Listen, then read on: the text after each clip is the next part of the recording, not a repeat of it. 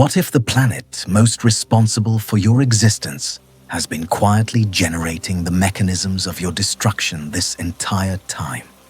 You probably think Jupiter protects us, deflects asteroids, absorbs comets, stands guard at the edge of the solar system like a great silent sentinel. That's what the textbooks say. That's what decades of documentaries have told you. They were wrong. And the real story is something none of them were willing to say out loud. Tonight, you'll find out how Jupiter shaped every extinction event in Earth's history, why its role as protector may be the most dangerous misconception in all of planetary science, and what that means for every living thing on this planet right now. If this is your kind of rabbit hole, subscribe and tell me where you're watching from and what time it is. I read every comment. Now let's begin. To understand why Jupiter is so profoundly different from everything else in our solar system, we need to start with what most people think they know about it, and then systematically dismantle nearly all of it. Here is the textbook version. Jupiter is the fifth planet from the Sun. It's a gas giant composed mostly of hydrogen and helium. It has a famous storm called the Great Red Spot. It has a lot of moons. It's big. And that's about where most people's understanding ends. A kind of cosmic wallpaper, a decorative backdrop to the real drama happening on Earth and Mars, and maybe Saturn with its pretty rings. But that picture is not just incomplete. It is dangerously misleading. Let's start with the most basic fact: size. Because even here, the numbers are so extreme that they resist intuition. Jupiter's diameter is roughly 143,000 kilometers. Earth's diameter is about 12,750 kilometers. That means you could line up more than 11 Earths across Jupiter's face. But diameter is a one-dimensional measurement. It doesn't capture what we're actually dealing with. Volume is where the picture starts to shift. Jupiter's volume is approximately 1,321 times that of Earth. To put that in perspective, imagine you had a hollow Jupiter. You could pour more than 1,300 Earths inside it and still have room left over. Every continent, every ocean, every mountain range on our planet, all of it, duplicated over 1,000 times, and it still wouldn't fill the space that Jupiter occupies.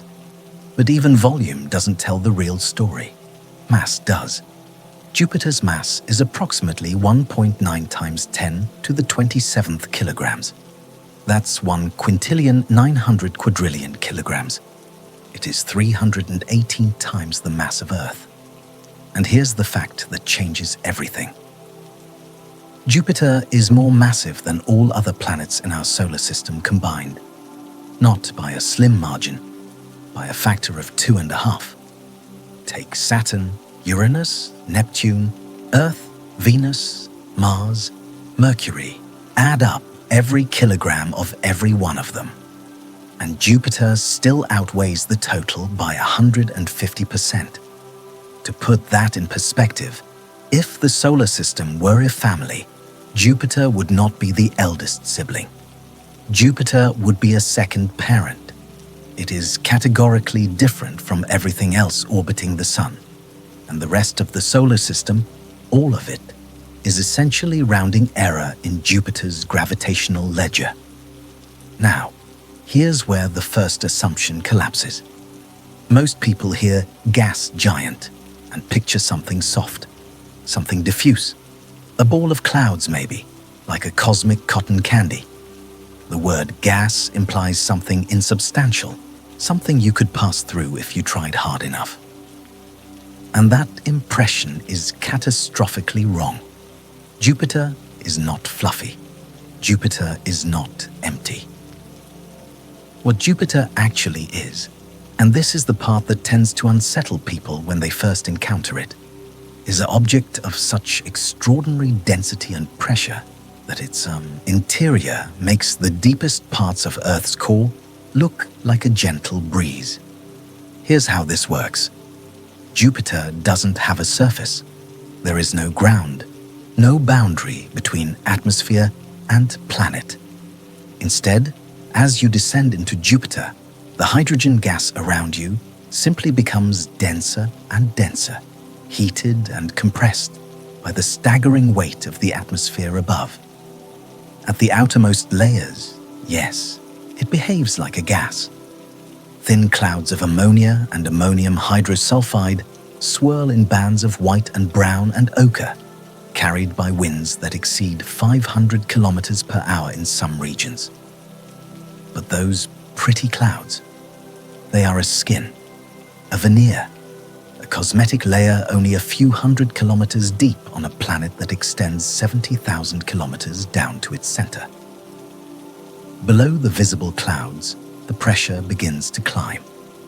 At about 100 kilometers down, the pressure is already several times that of Earth's atmosphere at sea level. At 1,000 kilometers down, it's around 10 atmospheres. The temperature has risen to several hundred degrees Celsius.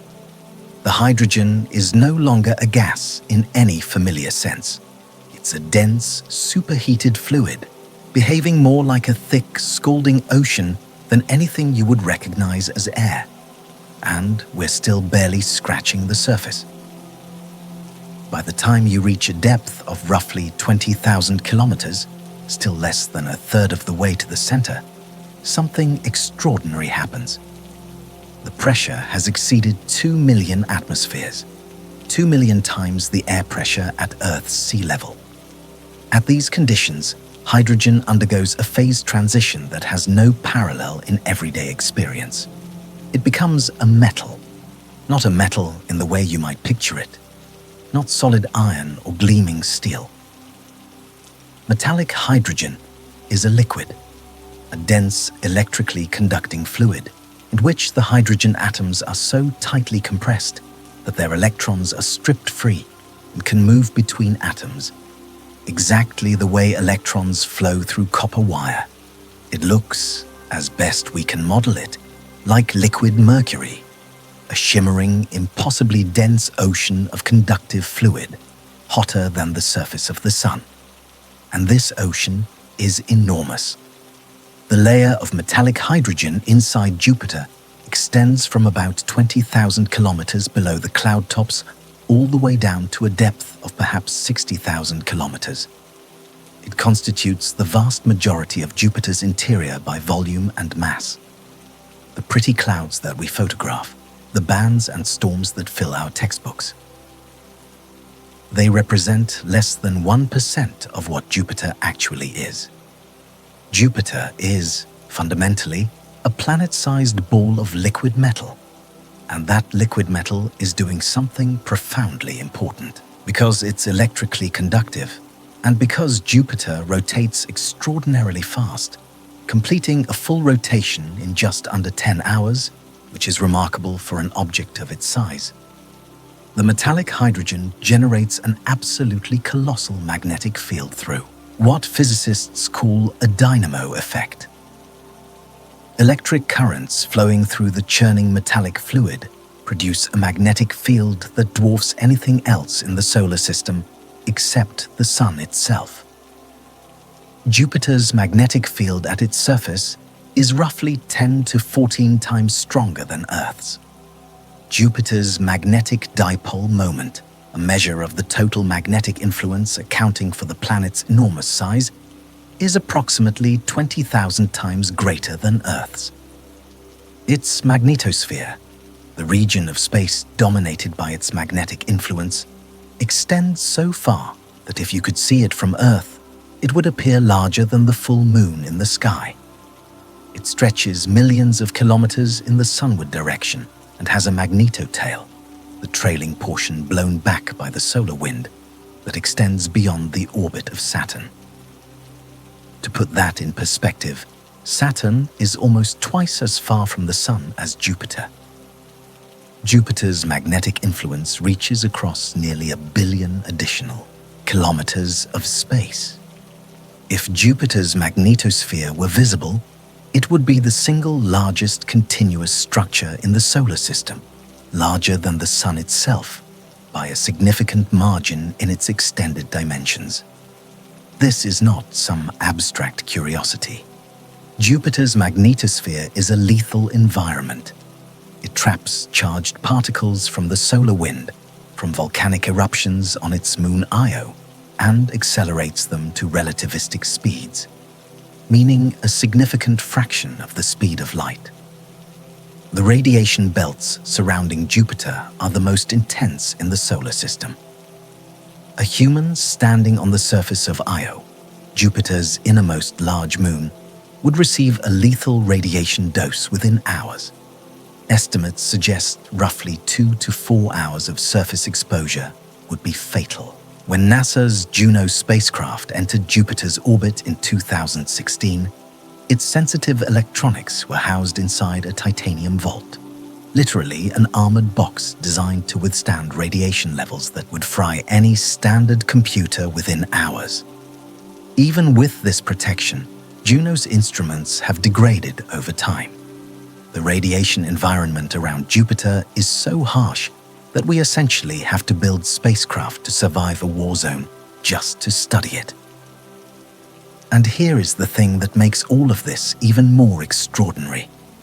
Jupiter radiates more energy than it receives from the Sun.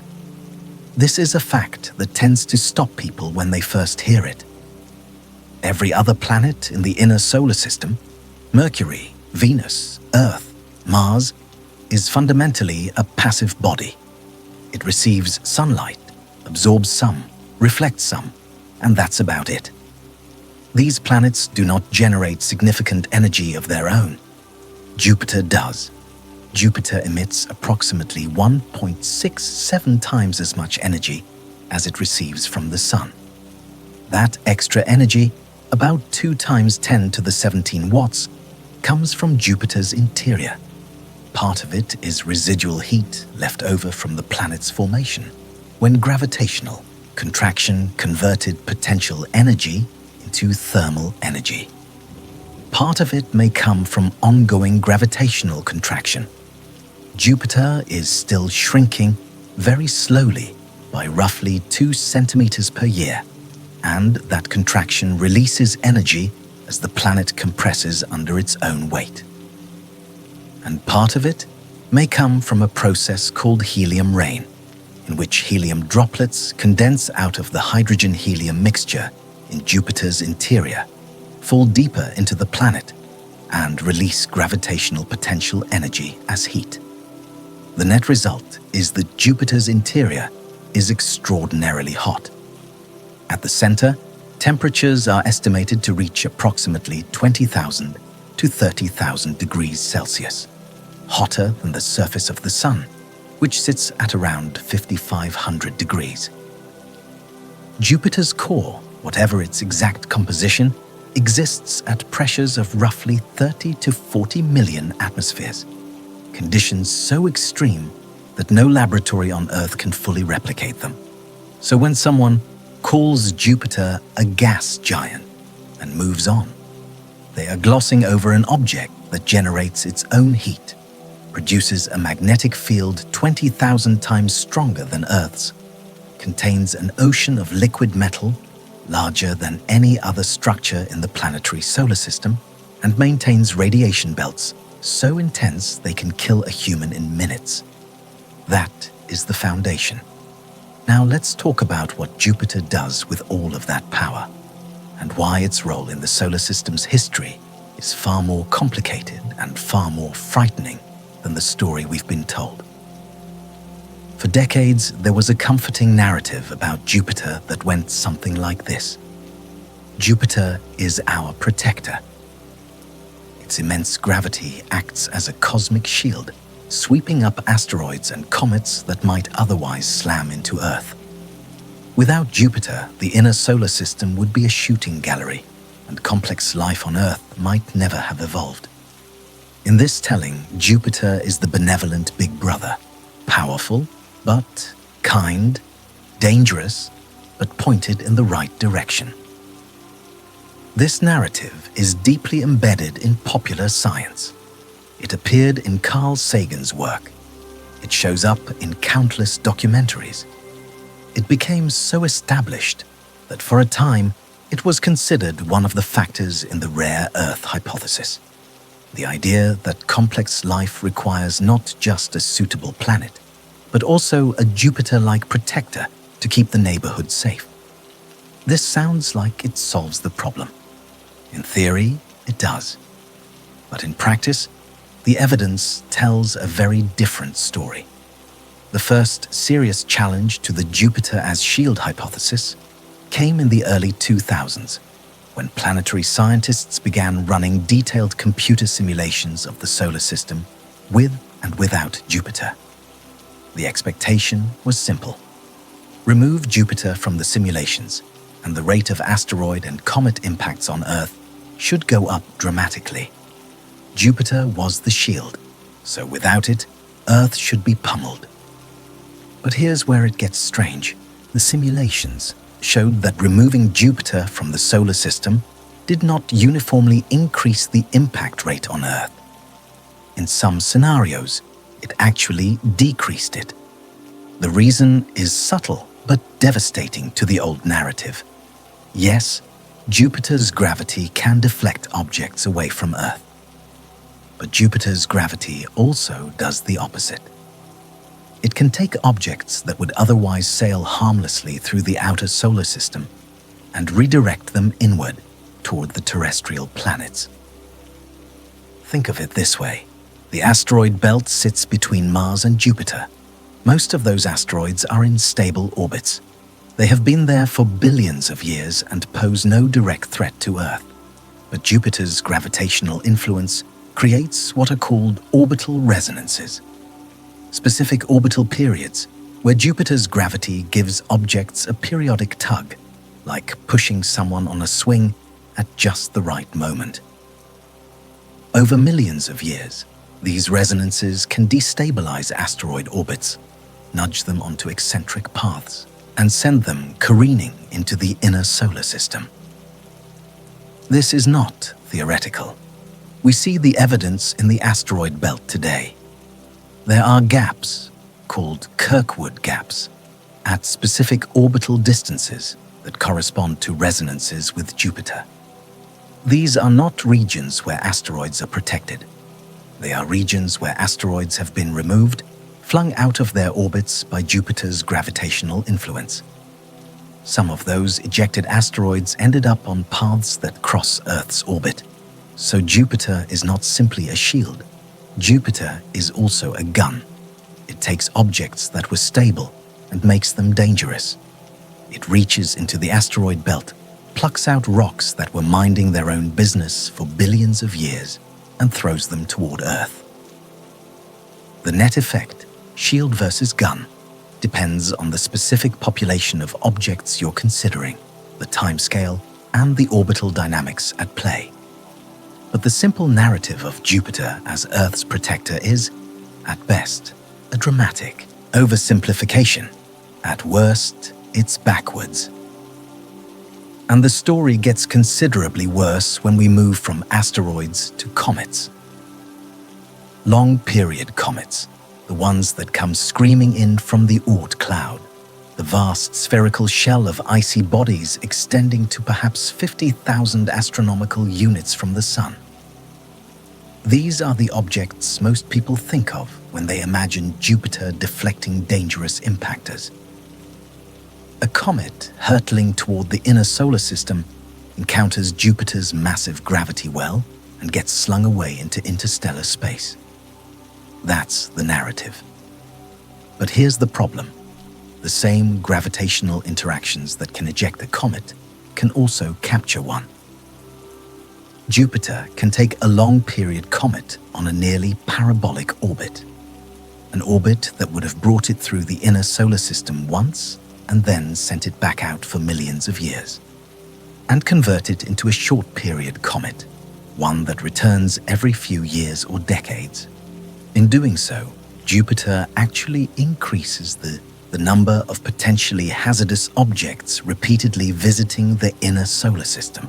The Jupiter family comets Short-period comets with orbital periods less than 20 years, whose orbits are strongly influenced by Jupiter, are a direct creation of Jupiter's gravity. There are hundreds of known Jupiter family comets. Every one of them is a threat that Jupiter didn't deflect. It created. Comet Shoemaker-Levy 9, which spectacularly crashed into Jupiter in July 1994, is often cited as evidence of Jupiter's protective role. Look, people said, Jupiter absorbed that impact so we didn't have to. But the detailed orbital analysis revealed something uncomfortable.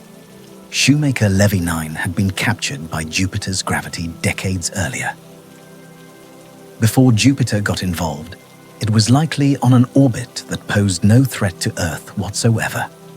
Jupiter caught it, broke it into pieces through tidal forces, and then absorbed the fragments. Jupiter was not protecting Earth from Shoemaker-Levy 9. Jupiter created the entire event from start to finish. Now, someone might argue that even if Jupiter redirects some objects toward Earth and captures others, the net balance is still protective. And for certain populations of objects, under certain conditions, that might be true. The honest answer is that it's complicated. Peer-reviewed studies have come down on different sides. Some simulations show Jupiter providing modest protection against certain types of impactors. Others show it increasing the risk. The picture depends heavily on assumptions about the initial distribution of small bodies, the structure of the Oort cloud, and the details of gravitational perturbations. But here is what we can say with confidence. The simple story: Jupiter, our noble guardian, standing between Earth and destruction, is not supported by the evidence in any straightforward way. And the most terrifying chapter in Jupiter's history makes the asteroid question look trivial, because Jupiter may have done something far worse than redirect a few rocks. Jupiter may have destroyed entire worlds. Now let's talk about what is perhaps the most dramatic revision in our understanding of the solar system in the past 30 years, because this is where Jupiter stops being merely a powerful planet and starts being a genuine agent of planetary apocalypse. For most of the 20th century, there was an implicit assumption in planetary science that the planets formed more or less where we find them today. Mercury formed close to the Sun, Earth formed at 1 astronomical unit, Jupiter formed at 5 astronomical units, and everyone stayed put. The solar system was built in place, like a city where every building sits on its original foundation. This assumption began to crumble in the mid-1990s, and by the mid-2000s, it had been comprehensively demolished. The revolution came from 2 directions simultaneously: the discovery of exoplanets in other star systems, and a series of increasingly sophisticated computer models of our own solar system's early history. The exoplanet discoveries were the first shock. When astronomers began finding planets around other stars, they expected to see solar systems that looked roughly like ours. Rocky planets close in, gas giants far out. Instead, they found gas giants the size of Jupiter orbiting closer to their stars than Mercury orbits our Sun. They found planets with wildly eccentric orbits, planets in resonant chains, planets where no theoretical model predicted they could form. The inescapable conclusion was that planets move. Giant planets, in particular, can migrate enormous distances from where they were born, and if they can do it in other solar systems, they could have done it in ours. This is shocking discovery number 1. Jupiter was not always where it is now. The Knight's model, named after the city in France where it was first developed, not after any qualitative judgment, was published in 2005 by a team led by Alessandro Morbidelli, Hal Levison, Cleomenes Tsiganis, and Rodney Gomez. It proposed that the giant planets of our solar system, Jupiter, Saturn, Uranus, and Neptune, formed in a much more compact configuration than they occupy today. They were all clustered closer together, closer to the Sun, and surrounded by a massive disk of small, icy bodies extending out to roughly 35 astronomical units. For hundreds of millions of years, this configuration was metastable, balanced but precariously so. Then, after roughly 5 to 800 million years, Jupiter and Saturn crossed a critical orbital resonance. Their orbital periods briefly aligned in a ratio of 2 to 1. For every one orbit Saturn completed, Jupiter completed exactly 2. This resonance acted as a trigger. It destabilized the entire system. Saturn was pushed outward. Uranus and Neptune were scattered dramatically. The simulations suggest they may have even switched places, with Neptune ending up farther out than it started, despite being the less massive of the two.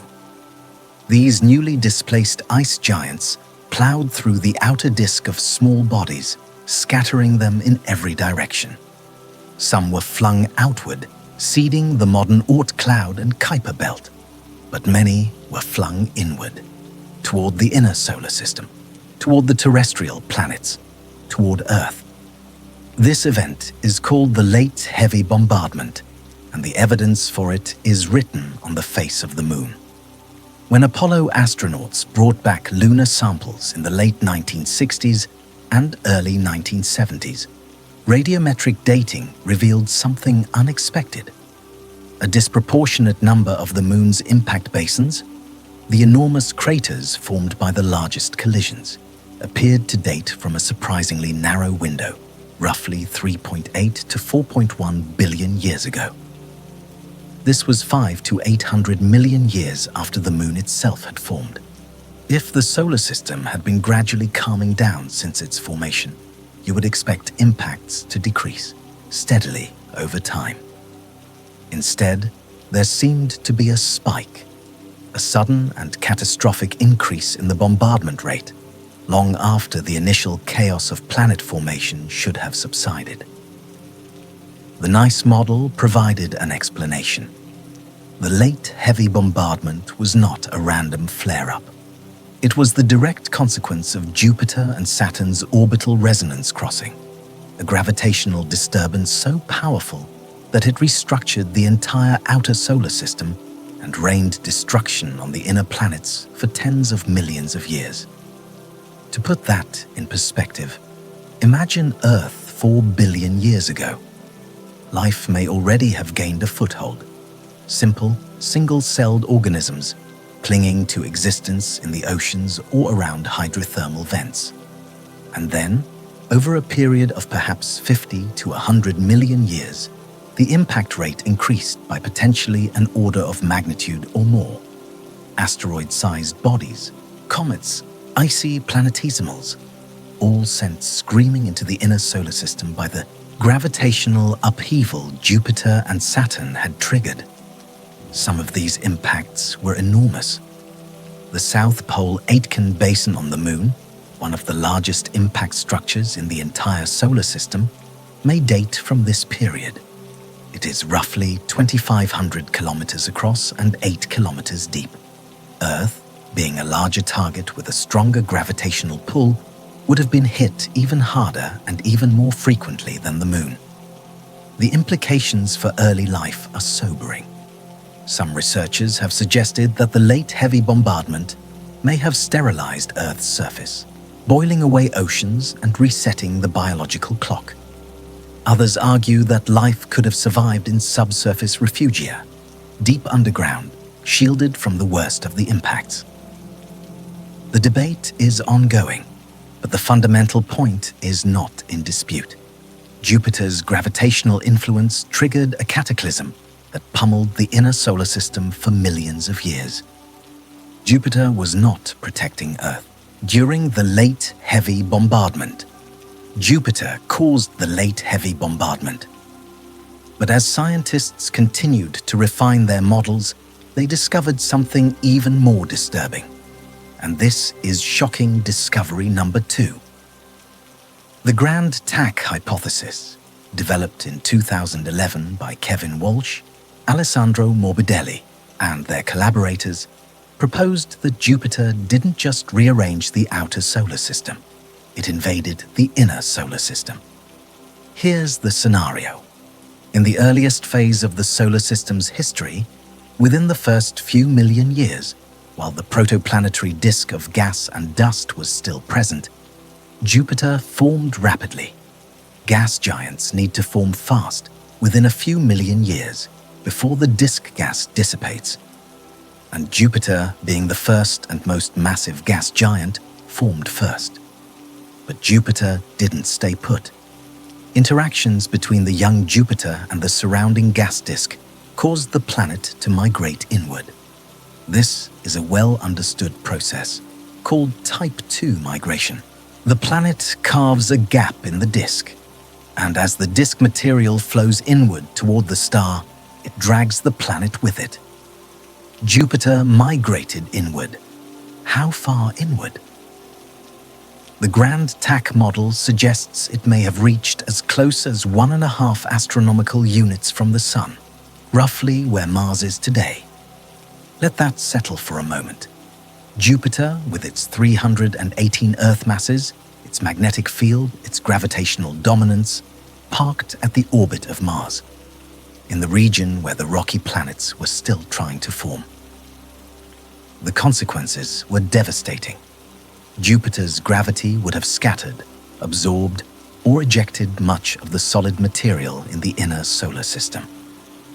The building blocks of planets, the rocky planetesimals and embryos that were coalescing to what would eventually become Mercury, Venus, Earth, and Mars, were disrupted. Material was flung inward toward the Sun, outward beyond the asteroid belt, or captured by Jupiter itself. And then Saturn formed. Saturn, also migrating inward through the disk, caught up to Jupiter.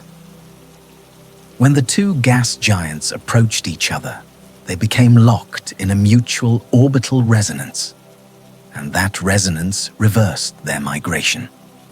Like two dancers whose combined motion carries them backward across the floor. Jupiter and Saturn began migrating outward, back toward their current positions. This is the tack in the Grand Tack, the point where Jupiter reverses course, like a sailboat tacking against the wind. As Jupiter retreated, it left behind a depleted inner solar system. The amount of solid material available to build the terrestrial planets had been drastically reduced. And this, the Grand Tack proponents argue, explains one of the most persistent puzzles in planetary science: why Mars is so small.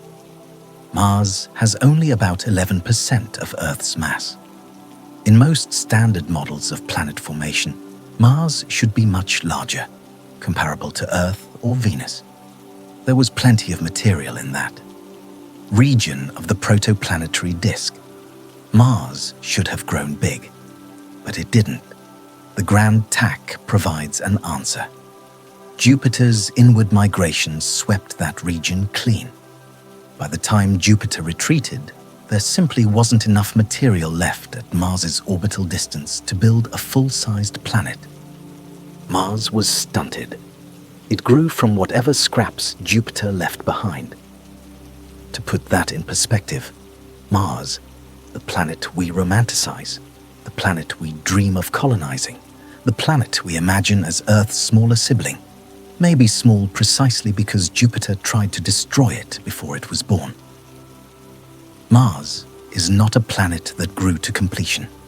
It is a survivor of Jupiter's rampage, a leftover, and Mars is not the only casualty. The asteroid belt, that ring of rocky and metallic debris between Mars and Jupiter, has always puzzled scientists. If you add up the total mass of every object in the asteroid belt, you get roughly 4% of the Moon's mass. That's extraordinarily little. The asteroid belt is not a region crowded with material. It's a region almost entirely emptied of it. Standard models of the protoplanetary disk suggest there should have been far more mass in that region, perhaps 1,000 times more, enough to have built another planet. Where did it all go? Jupiter took it. The Grand TAC model shows that Jupiter's inward migration would have scattered the vast majority of the material in the asteroid belt region. Some was accreted by Jupiter, some was flung into the Sun, some was scattered to the outer solar system. What remains today, the asteroids we study and worry about, is a tiny remnant, less than 0.1% of what was originally there. The asteroid belt is not a region where a planet failed to form. It is the wreckage of a region that Jupiter ransacked. Now, here's where we need to confront the most uncomfortable version of this story.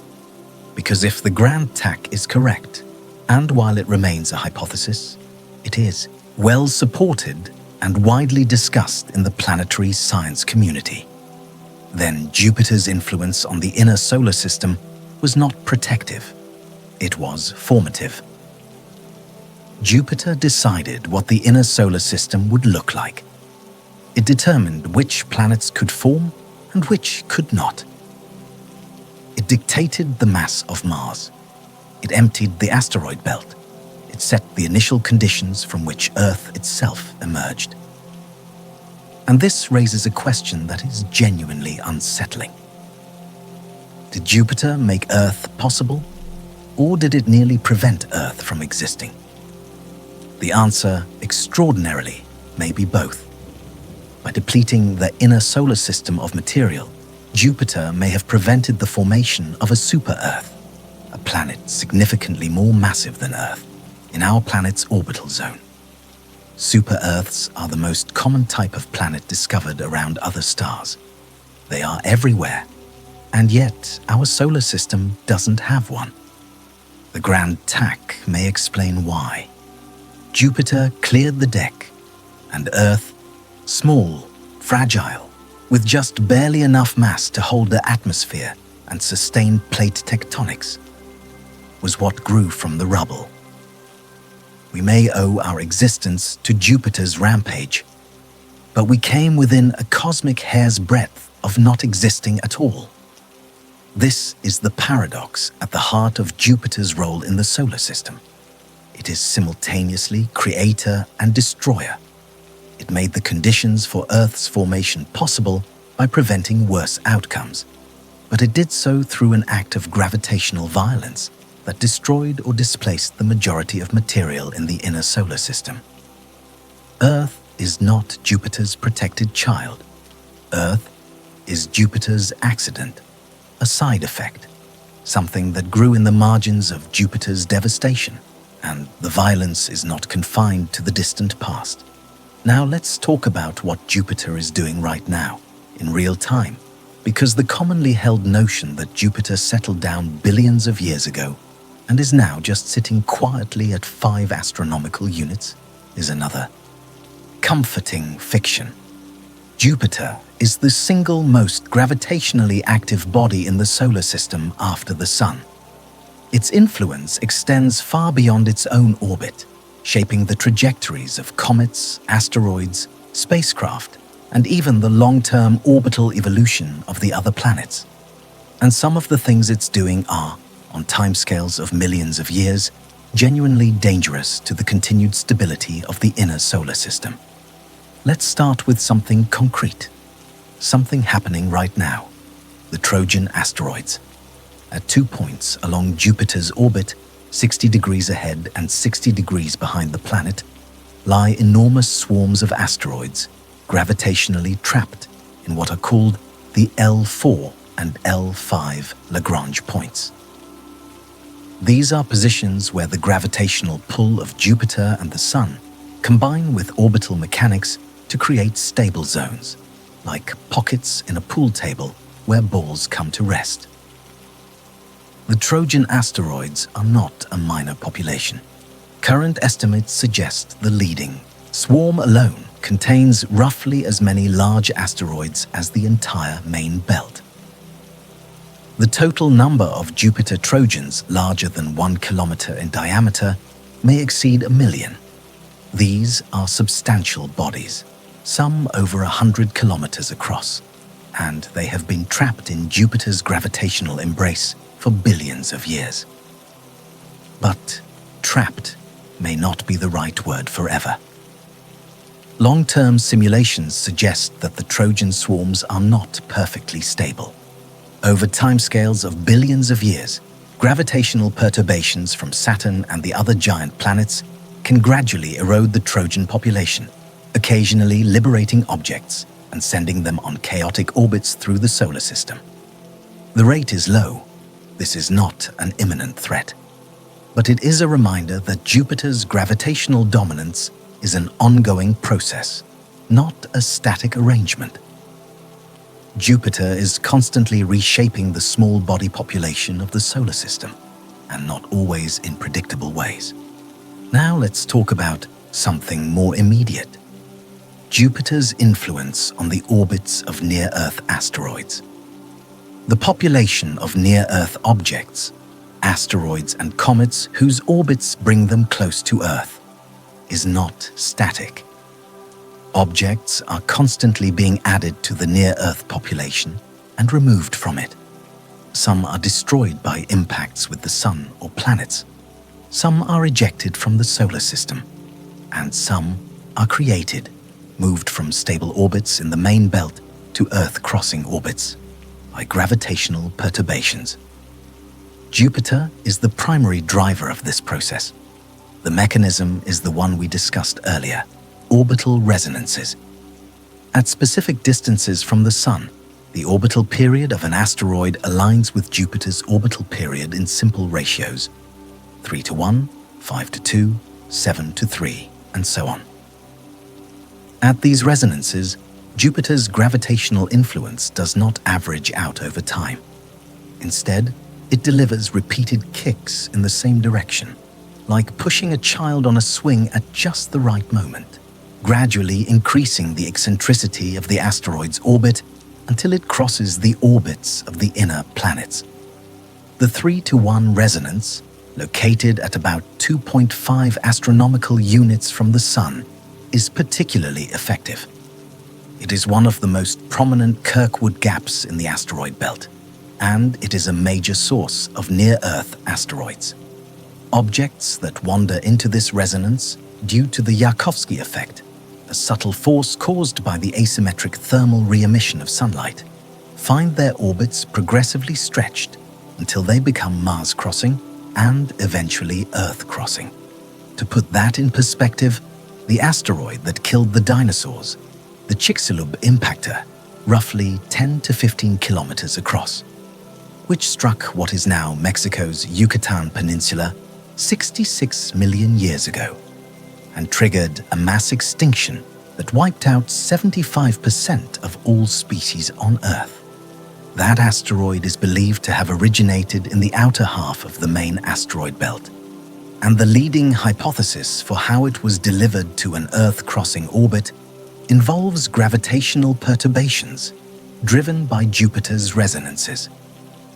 Jupiter may not have aimed the Chicxulub impactor at Earth, but Jupiter provided the mechanism that moved it from a safe orbit to a deadly one. Without Jupiter, that asteroid might still be circling peacefully between Mars and the outer belt.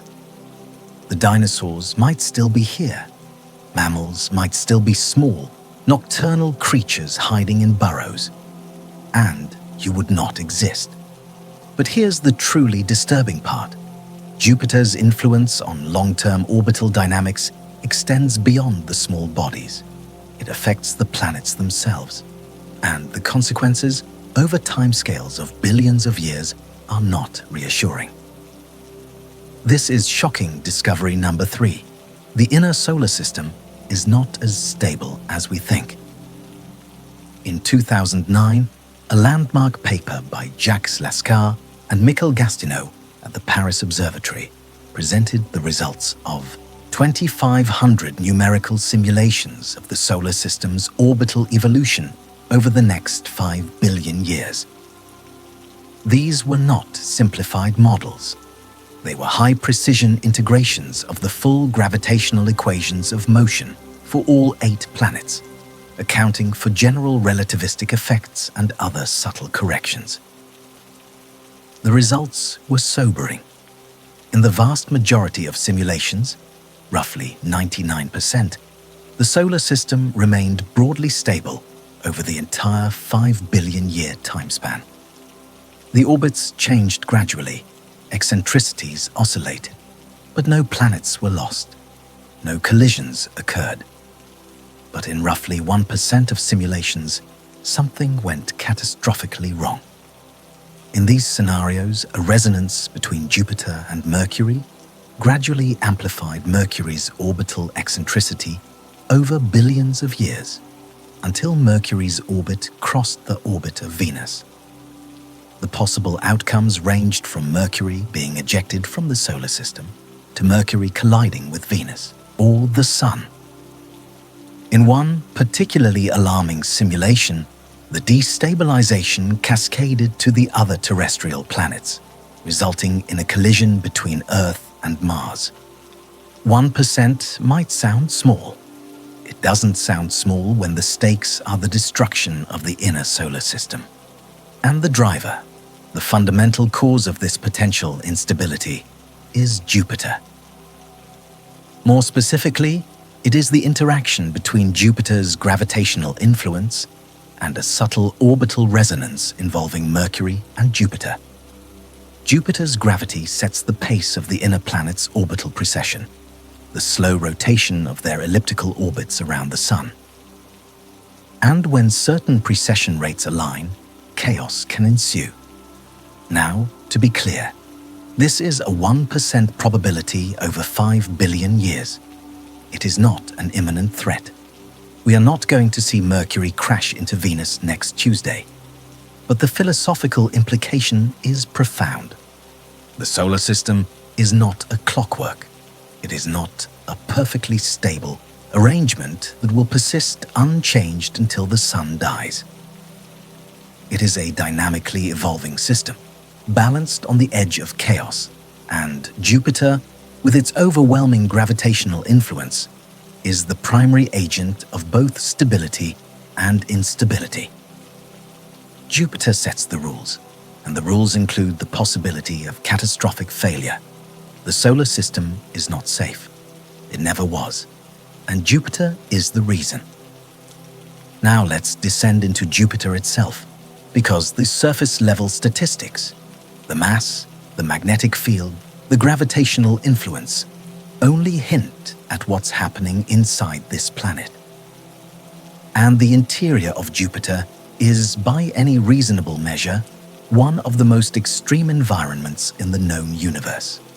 We've already discussed the basic structure: clouds of ammonia and ammonium hydrosulfide at the top, descending through a thickening layer of molecular hydrogen, transitioning to metallic hydrogen at depth, and presumably ending in some kind of dense core at the center.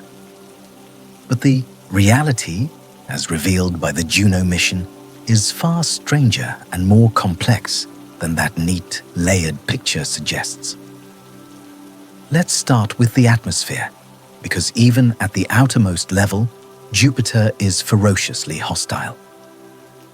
The cloud tops of Jupiter sit at temperatures around minus 145 degrees Celsius. That's cold. Colder than any temperature ever recorded on Earth's surface. But the cold is the least of your concerns. The atmosphere is composed predominantly of hydrogen and helium, with trace amounts of ammonia, methane, hydrogen sulfide, and water vapor. There is no free oxygen. You cannot breathe. You cannot burn conventional fuel. And the air, if you can call it that, is in constant, violent motion. Jupiter's atmosphere is organized into alternating bands of lighter zones and darker belts, driven by jet streams that blow at hundreds of kilometers per hour. The equatorial jet stream alone, reaches speeds of around 360 kilometers per hour. But these are the gentle ones. At higher latitudes, the jets become more complex, with multiple alternating streams of eastward and westward flow, creating a deeply turbulent atmosphere unlike anything on Earth. And then there are the storms.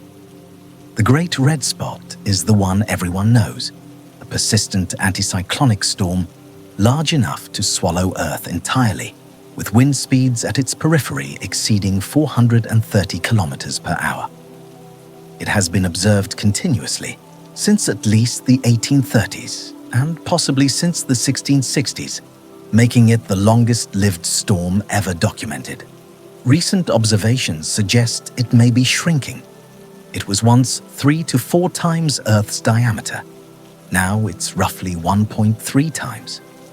But it remains an enormously powerful meteorological feature with no parallel anywhere else in the solar system. But the Great Red Spot is not alone. Juno's polar observations revealed something that astonished atmospheric scientists. Massive cyclonic storms arranged in geometric patterns at both of Jupiter's poles. At the North Pole, a central cyclone is surrounded by 8 additional cyclones, arranged in a nearly perfect octagonal pattern.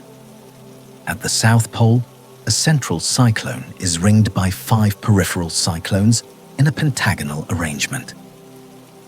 Each of these polar cyclones is comparable in size to the continental United States. Each has wind speeds exceeding 350 kilometers per hour, and they maintain their geometric spacing with remarkable stability, locked into their patterns by interactions between the vortices. Nothing like this has been observed on any other planet. How deep do these storms go? This was one of Juno's primary questions, and the answer was startling. Using gravity measurements, detecting subtle variations in Jupiter's gravitational field, as the spacecraft flew over different atmospheric features, Juno determined that Jupiter's jet streams and weather patterns are not shallow phenomena confined to a thin atmospheric layer. They extend downward roughly 3,000 kilometers. To put that in perspective, Earth's entire atmosphere extends about 100 kilometers above the surface, and the troposphere, where weather happens, is only about 12 to 15 kilometers deep. Jupiter's weather layer is 200 times deeper than Earth's troposphere. It contains more mass than 30 Earths. Jupiter's weather is not a skin-deep phenomenon. It is a deep, massive, three-dimensional system of fluid dynamics operating on scales that make earthly meteorology look like ripples in a puddle. But below the weather layer is where things become truly alien. As you descend below the 3,000-kilometer weather layer, you enter a region of molecular hydrogen that becomes progressively denser, hotter, and more compressed. By a depth of roughly 5,000 kilometers, the temperature has exceeded 1,000 degrees Celsius, and the pressure exceeds 10,000 atmospheres. The hydrogen is no longer a gas. It's a supercritical fluid, a state of matter where there is no clear distinction between liquid and gas, where the substance flows like a liquid, but expands to fill space like a gas. It's dense enough to support buoyancy, hot enough to glow dull red, and completely opaque. If you could somehow survive the pressure and temperature and descend through this region, you would experience something deeply disorienting. There is no surface coming, no ground, no floor, just an endless, seamless increase in density and temperature, the fluid around you growing thicker and heavier and hotter without ever encountering a boundary. The concept of down exists only as the direction of increasing pressure. There is no bottom to reach. And then, at roughly 20,000 kilometers below the cloud tops, you reach the metallic hydrogen transition. We discussed this earlier, but it deserves more attention. because this transition is one of the most extraordinary physical phenomena occurring anywhere in the solar system. At pressures exceeding approximately 2 million atmospheres, 2 million times the air pressure you feel standing at sea level on Earth, hydrogen undergoes a fundamental change in its electronic structure. The atoms are compressed so tightly that the electrons are no longer bound to individual protons. They become delocalized, free to flow through the material as they would in a metallic conductor. The result is metallic hydrogen, a dense, liquid, electrically conducting form of the simplest element in the universe. It is simultaneously a fluid, a metal, and a plasma analog. It conducts electricity, reflects light, and exists at temperatures of roughly 10,000 degrees Celsius. It is denser than water by roughly a factor of 1 to 4 depending on depth, and there is more metallic hydrogen inside Jupiter than there is of any other substance on any other planet. The metallic hydrogen layer constitutes the majority of Jupiter's interior, a sphere roughly 100,000 kilometers in diameter, extending from about 20,000 kilometers below the cloud tops to the edge of whatever constitutes Jupiter's core. By mass, metallic hydrogen makes up roughly 80% of Jupiter. This is the substance that generates Jupiter's magnetic field. Convection currents within this metallic ocean, driven by the heat flowing outward from Jupiter's core, create electric currents, and those electric currents, through the dynamo process, produce the staggering magnetic field that dominates the entire Jovian system.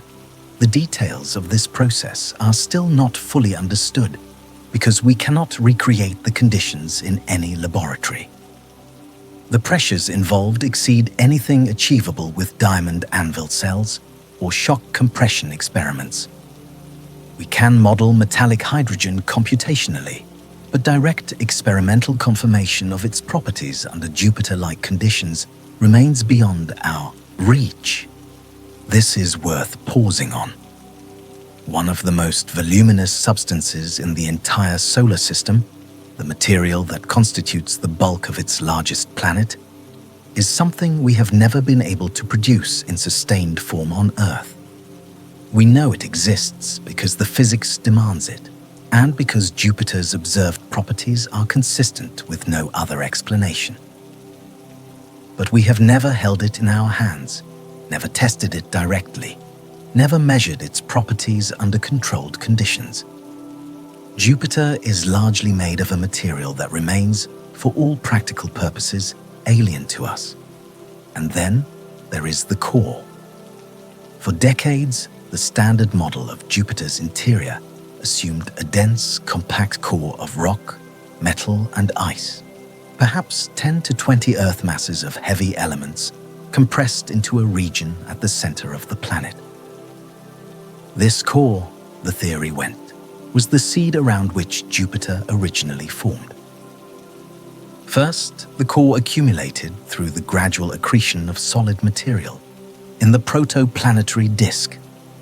Then, once it reached a critical mass of roughly 10 Earth masses, it began sweeping up hydrogen and helium gas at a dramatic rate, rapidly growing into the gas giant we see today. This is called the core accretion model, and it remains the leading theory for gas giant formation. But Juno's gravity measurements delivered a surprise that complicated the picture significantly. Instead of a compact, well-defined core, Juno's data suggest that Jupiter may have what scientists call a dilute or fuzzy core. The heavy elements are not concentrated in a neat ball at the center. Instead, they appear to be spread out, mixed into the metallic hydrogen over a large region, extending perhaps halfway to the planet's surface. The boundary between core and envelope is not sharp. It is gradual, diffuse, smeared. One leading explanation for this dilute core is genuinely dramatic. It's possible that early in Jupiter's history, the planet was struck by a massive planetary embryo, an object roughly 10 Earth masses that plunged deep into Jupiter's interior and disrupted the original compact core, mixing the heavy elements outward into the surrounding hydrogen. To put that in perspective, 10 Earth masses is nearly the mass of Uranus. An object of that size slamming into Jupiter would have been one of the largest collisions in the solar system's history. And Jupiter swallowed it, absorbed it completely. An entire world, larger than most planets, was consumed by Jupiter, and its remains are now scattered through Jupiter's interior like debris in an ocean. This is not confirmed. It is a hypothesis. But it is consistent with Juno's data, and it paints a picture of Jupiter's early history that is almost incomprehensible in its violence. Jupiter was not built gently. It grew through collisions, accretion, and consumption of whatever came near it. Other worlds died so that Jupiter could become what it is. Now let's talk about Jupiter's moons, because they are not mere accessories. They are worlds in their own right. And Jupiter is doing terrible, beautiful things to them. Jupiter has, as of current count, 95 confirmed moons. Most are small, irregular captured asteroids in distant, eccentric orbits. But the four largest, Io, Europa, Ganymede, and Callisto, collectively known as the Galilean moons, because Galileo first observed them in 1610, are major worlds, each with its own extraordinary story. And each of those stories is fundamentally shaped by Jupiter's gravitational influence. Let's start with Io, because Io is the most volcanically active body in the solar system, and the reason for that activity is Jupiter. Io orbits Jupiter at a distance of approximately 422,000 kilometers, roughly the same distance as the Moon from Earth. But Io's experience is nothing like the Moon's placid existence. Io is caught in a gravitational tug-of-war. As it orbits Jupiter, it is also gravitationally influenced by Europa and Ganymede, the next two moons outward. These three bodies are locked in what is called a Laplace resonance. For every orbit Ganymede completes, Europa completes exactly 2, and Io completes exactly 4. This resonance forces Io's orbit to be slightly elliptical. And because its orbit is not perfectly circular, Io's distance from Jupiter varies over the course of each orbit. When it's closer, Jupiter's tidal forces, the difference in gravitational pull between Io's near side and far side, are stronger. When it's farther, they're weaker. This constant flexing, this rhythmic squeezing and stretching, generates an extraordinary amount of internal heat through tidal friction. How much heat? Io's tidal heating generates an estimated 100 trillion watts, about 100 terawatts. For comparison, Earth's total internal heat flow from radioactive decay and residual formation, heat combined, is roughly 44 terawatts. Io, a Sishamik's body with only about 1.5% of Earth's mass, generates more than twice Earth's internal heat. And it generates all of it because of Jupiter. The surface expression of this heating is spectacular and terrifying. Io's surface is covered with active volcanoes. Over 400 have been identified. Volcanic plumes shoot sulfur dioxide gas hundreds of kilometers above the surface. Lava flows at temperatures exceeding 1600 degrees Celsius, hotter than any lava currently erupting on Earth. Resurface the entire Moon on a timescale of roughly 1 million years. Io's surface is young, perpetually renewed, constantly being destroyed and rebuilt by volcanic activity driven by Jupiter's gravitational grip. and the sulfur and sulfur dioxide that Io's volcanoes eject into space. That material doesn't just dissipate. It feeds a donut-shaped ring of plasma around Jupiter called the Io plasma torus. This torus, in turn, interacts with Jupiter's magnetic field, creating aurora on Jupiter that are thousands of times more powerful than Earth's, and generating electric currents between Io and Jupiter that exceed 5 million amperes. To put that in perspective, 5 million amperes is roughly the total electrical generating capacity of a small country, flowing as a continuous arc of current between Jupiter and Io, sustained by the interaction of volcanic debris with a magnetic field generated by an ocean of liquid metal. Io is not just a moon. It is a world being torn apart in slow motion by its parent planet. Jupiter's gravity is literally pulling Io's interior apart, forcing magma to the surface in volumes and at temperatures that dwarf any volcanic activity on Earth. And Io cannot escape. The Laplace resonance with Europa and Ganymede keeps its orbit elliptical, which keeps the tidal heating active, which keeps the volcanoes erupting, in a cycle that has persisted for billions of years and will continue for billions more. Jupiter does not merely influence Io. Jupiter is consuming Io. Slowly, steadily, over geological time, the tidal heating is dissipating Io's orbital energy. Io is very gradually spiraling inward. Given enough time, far more than the Sun's remaining lifespan, admittedly, Jupiter would pull Io close enough for tidal forces to rip it apart entirely. But Io's neighbor is even more compelling and even more shaped by Jupiter's influence: Europa. Europa is smaller than Earth's moon, with a surface of water ice that is one of the smoothest in the solar system. There are almost no large impact craters, a fact that immediately tells planetary scientists that Europa's surface is young, perhaps only 40 to 90 million years old, constantly renewed by some geological process. And below that, ice lies something extraordinary. Based on gravity measurements, magnetic field data from the Galileo spacecraft, and theoretical models of tidal heating, Europa almost certainly possesses a global subsurface ocean of liquid water extending beneath the ice shell to a depth of perhaps 60 to 150 kilometers. The total volume of water in Europa's ocean is estimated to be approximately 2 to 3 times the volume of all Earth's oceans combined. 2 to 3 times. On a moon less than a quarter the diameter of Earth. And this ocean exists, can only exist, because of Jupiter. Europa, like Io, experiences tidal heating from its orbital resonance with the other Galilean moons. But Europa is farther from Jupiter and less intensely heated.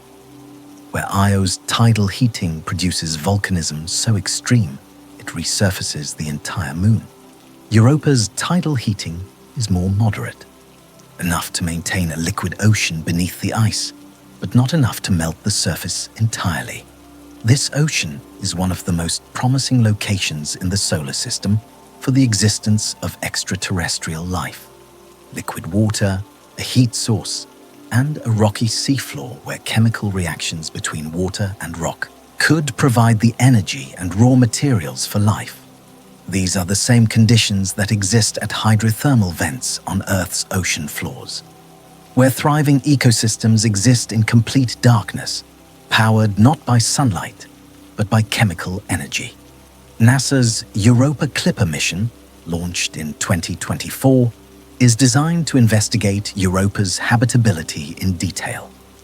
It will perform dozens of close flybys, studying the ice shell's thickness, the ocean's composition, and any plumes of water vapor that may be erupting through cracks in the surface. But here's the tension. The same Jupiter that makes Europa's ocean possible also makes it extraordinarily difficult to study. Europa orbits within Jupiter's intense radiation belts. The surface of Europa receives a radiation dose of roughly 540 rem per day. For reference, a lethal dose for a human is around 500 rem total. You would receive a lethal dose in less than 24 hours just standing on Europa's surface. Any spacecraft orbiting Europa must be heavily shielded, and mission durations are limited by the cumulative radiation damage to instruments and electronics. The radiation also has implications for life. The surface ice is constantly bombarded by high-energy particles from Jupiter's radiation belts, breaking apart water molecules and producing oxidizing chemicals like hydrogen peroxide and free oxygen. These chemicals, over time, may be mixed downward into the subsurface ocean through geological recycling of the ice shell. If so, they could provide chemical energy for potential life. Essentially, Jupiter's radiation is creating food. But the same radiation also sterilizes the surface. Any biological material within the top meter or so of ice would be destroyed by radiation over timescales of thousands of years. If life exists in Europa's ocean, it is insulated from Jupiter's radiation by kilometers of ice. Protected from its parent planet by the very ice that Jupiter's tidal heating maintains, Jupiter creates the ocean. Jupiter heats it. Jupiter irradiates it. Jupiter provides potential chemical energy for life within it, and Jupiter makes it nearly impossible for us to access it. This is Jupiter's paradox, expressed at the scale of a single moon. Creation and destruction intertwined so tightly they cannot be separated. Ganymede, the largest moon in the solar system, larger than Mercury in fact, follows the same pattern. It possesses its own intrinsic magnetic field, the only moon in the solar system known to do so, generated by a metallic core that remains partially molten due to, yes, tidal heating from its resonance within the Jovian system. Ganymede likely has its own subsurface ocean, sandwiched between layers of ice at different pressures. It is a layered world of ice and water and rock and metal, sustained by the same gravitational machinery that tears Io apart. And Callisto, the outermost Galilean moon, offers its own mystery. It orbits outside the Laplace resonance and experiences minimal tidal heating. Its surface is ancient, saturated with impact craters, a stark contrast to the young surfaces of Io and Europa. But even Callisto shows evidence of a subsurface ocean, one that, without significant tidal heating, is harder to explain. Its existence may require some other heat source, perhaps long-lived radioactive isotopes in Callisto's interior, or perhaps an ancient tidal heating episode that has since ended. 4 major moons, 4 entirely different worlds, all sculpted by the same force, Jupiter's gravitational dominance. But as disturbing as Jupiter's influence on its own moons is, there's another dimension to Jupiter's power that we haven't addressed yet, and it may be the most important of all. Now let's talk about Jupiter's role in the broader architecture of exoplanetary systems, because this is where the Jovian story expands from our solar system to the entire galaxy, and the implications are staggering. When we look at other star systems, we find that giant planets like Jupiter are not especially common. Surveys from the Kepler Space Telescope and ground-based radial velocity programs suggest that roughly 10 to 15% of Sun-like stars host a gas giant planet comparable to Jupiter. The majority of planetary systems are dominated by smaller planets, super-Earths and mini-Neptunes, with masses between 1 and 20 times Earth's, orbiting relatively close to their stars. Our solar system, with its lack of super-Earths and its pair of wide-orbit gas giants, is something of an oddity. But here's where this connects back to everything we've discussed. In systems that do have Jupiter-like planets, Those giants dominate the architecture. Their gravity determines the spacing, the eccentricities, the inclinations, and even the existence of the smaller planets. In system after system, the presence or absence of a gas giant is the single most important factor in determining what the rest of the planetary system looks like. Some gas giants migrate inward to become hot Jupiters, gas giants orbiting closer to their stars than Mercury orbits our Sun. When a hot Jupiter migrates inward through a protoplanetary disk, it can destroy or eject any smaller planets in its path. Systems with hot Jupiters tend to have very few other planets. The gas giant consumed or eliminated them. Other gas giants, like our Jupiter, remain at large orbital distances, but still exert powerful gravitational influence on the inner system. These cold Jupiters shape the inner system from afar, through resonances, secular perturbations, and the kind of grand tack migration we discussed earlier.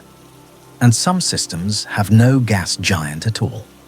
These systems tend to have tightly packed inner planets, multiple super-Earths and mini-Neptunes in compact resonant orbits, because no Jupiter ever formed to disrupt them. The implication is profound. Jupiter is not just one planet. Jupiter is a category of influence. The presence of a Jupiter analog in a planetary system is a branching point, a fork in the road that determines the entire subsequent evolution of every other planet. Systems with Jupiters look fundamentally different from systems without them. The size, number, composition, and orbital properties of the terrestrial planets are all downstream effects of whether or not a Jupiter was present. This means that when we search for habitable worlds around other stars, we cannot look at the habitable zone alone. We must also look for, or rule out, the presence of a gas giant and understand how that giant has shaped the inner system. A planet in the habitable zone of a star with a well-behaved cold Jupiter might have very different prospects than the same planet orbiting a star where a hot Jupiter plowed through the inner system and left only rubble. Jupiter doesn't just affect our solar system. Jupiter, or rather the Jupiter question, affects the habitability of every planetary system in the galaxy. There is yet another aspect of Jupiter that rarely receives the attention it deserves, and it concerns what Jupiter almost became. Jupiter is often described, casually and somewhat misleadingly, as a failed star. The idea is that Jupiter is made of the same materials as a star, hydrogen and helium, and that if it were just a bit more massive, it would have ignited hydrogen fusion in its core and become a small, dim star instead of a planet. This is not entirely wrong, but the reality is more nuanced and, in some ways, more unsettling than the simple narrative suggests.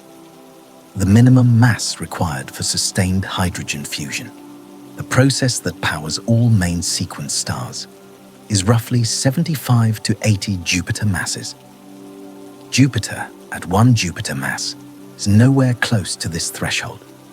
It would need to be roughly 75 times more massive than it is to become the smallest, dimmest red dwarf star. But there is an intermediate category. Brown dwarfs, objects between roughly 13 and 75 Jupiter masses, are too small for hydrogen fusion, but massive enough to fuse deuterium, a heavier isotope of hydrogen, for a brief period during their youth.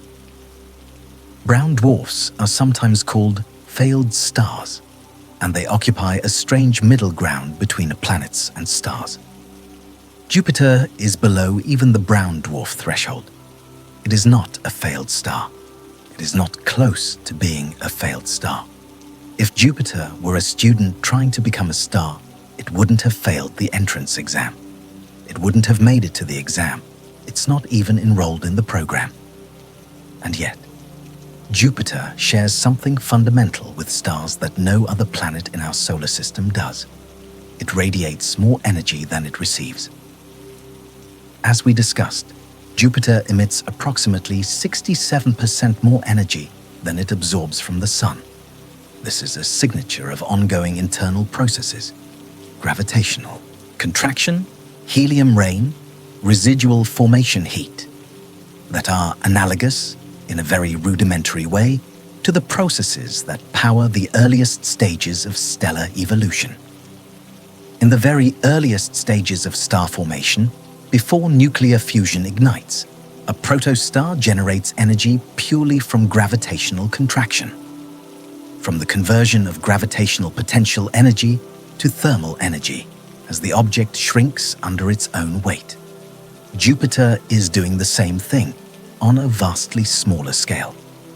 It is, in some deep physical sense, a protostar that ran out of material before it could ever ignite. And this near miss has consequences that extend beyond physics into the realm of what if. If the protoplanetary disk had contained more mass in Jupiter's feeding zone, if there had been more gas and dust available for Jupiter to accrete, it might have grown to brown dwarf mass or beyond. The solar system would have been a binary star system, with a small, cool companion star orbiting the Sun. The effects on the inner solar system would have been catastrophic. A brown dwarf at Jupiter's orbital distance would have gravitationally disrupted the inner solar system far more than Jupiter already has. The formation of Earth, Venus, Mars, all would have been profoundly altered or prevented entirely. The habitable zone would have been distorted by the additional radiation. Orbital stability would have been compromised. We exist, in part, because Jupiter grew to exactly the right mass, massive enough to shape the solar system into its current form, but not so massive that it would have destroyed the possibility of terrestrial planets entirely. This is another expression of the Jupiter paradox. Jupiter's mass is simultaneously the most important stabilizing factor in the solar system and a parameter that, if slightly different, would have rendered the system uninhabitable. The margin is not razor-thin. Jupiter would need to be many times more massive to become truly destructive in the brown dwarf sense. But the principle is important. The solar system is balanced on a knife edge, and Jupiter is the fulcrum. And here is where the story of Jupiter's interior becomes even more extraordinary, because the deeper we look, the more we find phenomena that challenge our understanding of physics itself. Let's talk about pressure, not in the abstract sense, but in the concrete, visceral sense of what pressure means at the center of Jupiter. At the center of Jupiter, the pressure is estimated at roughly 30 to 40 million atmospheres. One atmosphere is the pressure you experience right now at sea level, about 14.7 pounds per square inch. 40 million atmospheres is 40 million times that. It is a number so large that no analogy can truly capture it, but here is an attempt.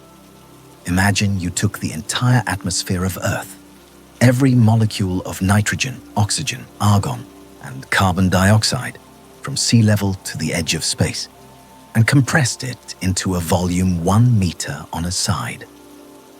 The pressure you would create would be far, far less than the pressure at Jupiter's center. The deepest point in Earth's ocean, the Challenger Deep, at roughly 11 kilometers, subjects its contents to about 1,000 atmospheres. The center of the Earth experiences roughly 3.5 million atmospheres.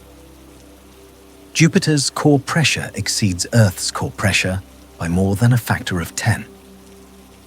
At these pressures, matter behaves in ways that are not well understood. Hydrogen, helium, and whatever heavier elements compose the core exist in states that no laboratory has ever produced or studied in detail. Quantum mechanical effects become dominant. The distinction between solid and liquid, becomes ambiguous. The equations of state, the mathematical relationships that describe how matter responds to pressure and temperature, are extrapolations from lower pressure experiments, and their accuracy at Jovian core conditions is uncertain. We are, in a very real sense, guessing about what's happening at Jupiter's center. Our guesses are educated, constrained by physics and by observational data from Juno, but they are still guesses. Jupiter's interior is a laboratory for extreme physics, and we do not yet have the tools to fully decode it. And the temperatures are equally staggering. At the center of Jupiter, temperatures reach an estimated 20,000 to 36,000 Kelvin, hotter than the surface of the Sun. The Sun's photosphere, the visible surface, has a temperature of approximately 5,700 Kelvin. Jupiter's core is 3 to 6 times hotter than the surface of the star it orbits. This seems paradoxical. How can a planet be hotter than a star? The answer lies in the difference between surface temperature and core temperature. The Sun's core, where fusion occurs, is roughly 15 million Kelvin, vastly hotter than Jupiter's center. But the Sun's surface is cooled by the enormous distance between the core and the photosphere, with energy taking hundreds of thousands of years to work its way outward.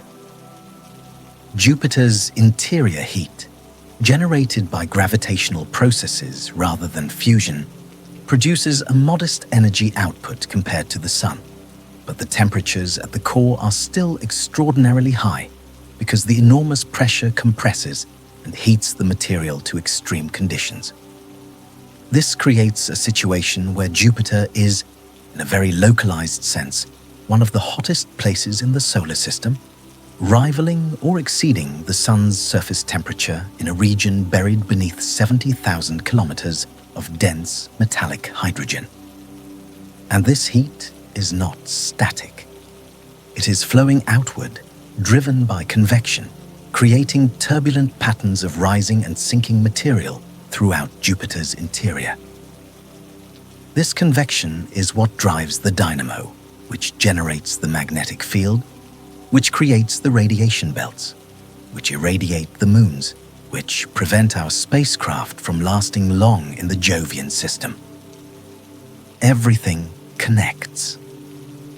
Jupiter's core temperature, set during its formation billions of years ago and sustained by gravitational processes ever since, is the ultimate energy source for every extreme phenomenon we observe. The storms, the magnetic field, the aurora, the tidal heating of the moons, the radiation environment that makes Jupiter one of the most dangerous places in the solar system to visit. Now let's talk about something even more unsettling. Jupiter's atmosphere, the part we can actually see, is hiding something. For all the detailed observations we've made, from ground-based telescopes, from the Hubble Space Telescope, from Voyager, Galileo, Cassini, and Juno, there is a fundamental mystery about Jupiter's atmosphere that remains unresolved, and it concerns the very substance that makes life possible on Earth: water. Jupiter's atmosphere should contain a significant amount of water. Water is one of the most abundant molecules in the universe, formed from the two most common reactive elements, hydrogen and oxygen. The protoplanetary disk from which Jupiter formed was rich in water ice. Models of Jupiter's composition predict that water should be a major atmospheric component, present at concentrations of several thousand parts per million in the deep atmosphere. But finding that water has been extraordinarily difficult. The Galileo atmospheric probe, the only object we have ever directly inserted into Jupiter's atmosphere, descended into the cloud layers on December 7, 1995, transmitting data for about 58 minutes before being crushed and destroyed by increasing pressure and temperature at a depth of roughly 150 kilometers. The probe detected far less water than expected. the atmosphere seemed surprisingly dry. But there was a catch. The probe happened to enter a region known as a hotspot, a relatively clear, dry downdraft region where clouds and moisture had been pulled away by local atmospheric circulation. It was, essentially, the Jovian equivalent of landing in a desert and concluding that the whole planet was arid. This was profoundly frustrating for scientists. The Galileo probe represented decades of planning and billions of dollars, and it happened to enter one of the most unrepresentative regions of Jupiter's atmosphere possible. Juno has since used microwave radiometry to peer deeper into Jupiter's atmosphere and measure water abundance from orbit. The results, published in 2020, suggested that in at least some equatorial regions, Jupiter's atmosphere contains more water than previously measured, roughly 3 times the solar abundance relative to hydrogen. But the measurements are complicated by the extreme variability of Jupiter's atmosphere. Water abundance appears to vary significantly with latitude, depth, and local weather conditions. The simple question, how much water does Jupiter contain, remains only partially answered after decades of study. And the answer matters enormously because the water content of Jupiter constrains models of how the planet formed, how much solid material it incorporated, and where in the protoplanetary disk that material came from. It is a piece of a puzzle that connects Jupiter's current state to the conditions of the solar system's birth. Jupiter guards its secrets well. Let's talk about what Jupiter does to time itself, because even here, Jupiter's mass introduces effects that border on the surreal. According to general relativity, massive objects curve spacetime, and this curvature affects the flow of time. Clocks in stronger gravitational fields run slower than clocks in weaker gravitational fields. This is not a theoretical curiosity. It is a measured, confirmed effect that GPS satellites must account for to maintain accuracy. At Jupiter's cloud tops, the gravitational time dilation is modest but measurable. A clock at Jupiter's cloud tops would run about 2 parts in 100 million, slower than a clock far from any gravitational influence. That's about 6 seconds per year. But at the center of Jupiter, where the gravitational field is enormously stronger due to the compressed mass above, time dilation becomes more significant. A clock at Jupiter's center, if such a thing could exist, would run measurably slower than one at the surface. This is a small effect in absolute terms. It is nothing compared to the time dilation near a black hole or a neutron star. But it is a reminder that Jupiter's mass is sufficient to literally warp the fabric of space-time in its vicinity. Jupiter does not merely bend the orbits of asteroids and moons, it bends reality. Now let's talk about the exploration of Jupiter, because the history of our attempts to study this planet is itself a story of ambition, ingenuity, and the humbling realization that Jupiter resists investigation at every level. The year is 1973. Pioneer 10, a small spacecraft launched by NASA the previous year, becomes the first human-made object to pass through the asteroid belt and encounter Jupiter. It carried a modest suite of instruments, a magnetometer, particle detectors, a photopolarimeter, and an imaging system far less sophisticated than a modern smartphone camera. What Pioneer 10 discovered was sobering. Jupiter's radiation belts were far more intense than anyone had predicted. The spacecraft received a radiation dose that would have been lethal to a human several hundred times over. Its imaging instruments suffered interference. Some sensors were temporarily overwhelmed. Pioneer 10 survived, but just barely.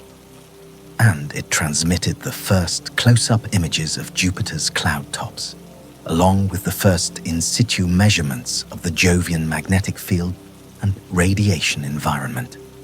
Pioneer 11 followed in 1974 on a trajectory that brought it closer to Jupiter and allowed it to study the polar regions and the previously unobserved side of the Great Red Spot. Both pioneers confirmed what theoretical models had predicted. Jupiter was surrounded by a lethal radiation environment that posed a serious challenge to any future mission. Then came the Voyagers. Voyager 1 arrived at Jupiter in March 1979, followed by Voyager 2 in July of the same year. These spacecraft were vastly more capable than the Pioneers, carrying higher resolution cameras, ultraviolet and infrared spectrometers, and improved particle and field instruments. And what they discovered transformed our understanding of the Jovian system. Voyager 1 revealed that Io was a world in volcanic eruption, the first active volcanism observed anywhere beyond Earth. Plumes of sulfur dioxide were photographed rising above Io's surface, and the entire moon was recognized as the most geologically active body in the solar system. This was a shock. Before Voyager, Io was expected to be a cold, dead, cratered world. The discovery of active volcanism driven by tidal heating was a paradigm shift. Voyager 2 provided complementary observations, imaging the ring system of Jupiter. Yes, Jupiter has rings, though they are thin, faint, and composed of dust, rather than the ice that makes Saturn's rings so spectacular, and studying the atmospheric dynamics in greater detail. But the Voyagers were flyby missions. They screamed through the Jovian system in a matter of days, collecting data in a brief, intense burst before continuing on to Saturn and beyond. A dedicated orbital mission was needed. Galileo arrived at Jupiter in December 1995 after a 6-year cruise that included gravitational assists from Venus and Earth. It was the first spacecraft to orbit Jupiter and the first to deploy an atmospheric probe. Over the next 8 years, Galileo made 35 orbits of Jupiter, studying the planet, its moons, its magnetosphere, and its rings in unprecedented detail. Galileo's discoveries were numerous and transformative. It provided the strongest evidence for Europa's subsurface ocean through magnetic field measurements that were consistent with a conducting fluid beneath the ice. It studied Io's volcanoes in detail over multiple years, documenting changes in volcanic activity. It measured the composition and structure of Jupiter's atmosphere, and it observed the impact of comet Shoemaker-Levy 9 into Jupiter from a unique vantage point within the Jovian system. But Galileo also demonstrated the punishing nature of the Jovian environment. The spacecraft's high-gain antenna, a critical component for transmitting data back to Earth, failed to deploy properly, likely due to damage sustained during the mission's extended time in space. Engineers worked around the problem using the low-gain antenna, but data transmission rates were reduced by a factor of 1,000. Years' worth of planned observations had to be prioritized, compressed, and in some cases abandoned. Galileo's tape recorder also malfunctioned repeatedly, and the cumulative radiation damage to the spacecraft's electronics grew with each orbit. By the end of its mission, Galileo was a battered, radiation-scarred machine, operating far beyond its design lifetime. In September 2003, NASA deliberately plunged it into Jupiter's atmosphere, partly to dispose of the spacecraft and partly to prevent any chance of an uncontrolled impact on Europa, which might have contaminated a potentially life-bearing ocean with earthly microbes. Galileo was destroyed by Jupiter. Crushed and vaporized in the atmosphere of the planet it had spent 8 years studying. It was the end, deemed most fitting and most responsible. But it was also a reminder that Jupiter, in the end, consumes everything that comes near it. Juno arrived in July 2016 and entered a polar orbit designed to minimize its time in the most intense regions of Jupiter's radiation belts. Even so, its instruments are housed in a titanium vault with walls a centimeter thick. Even so, the cumulative radiation exposure has degraded some instruments over the course of the mission. But Juno has delivered extraordinary results.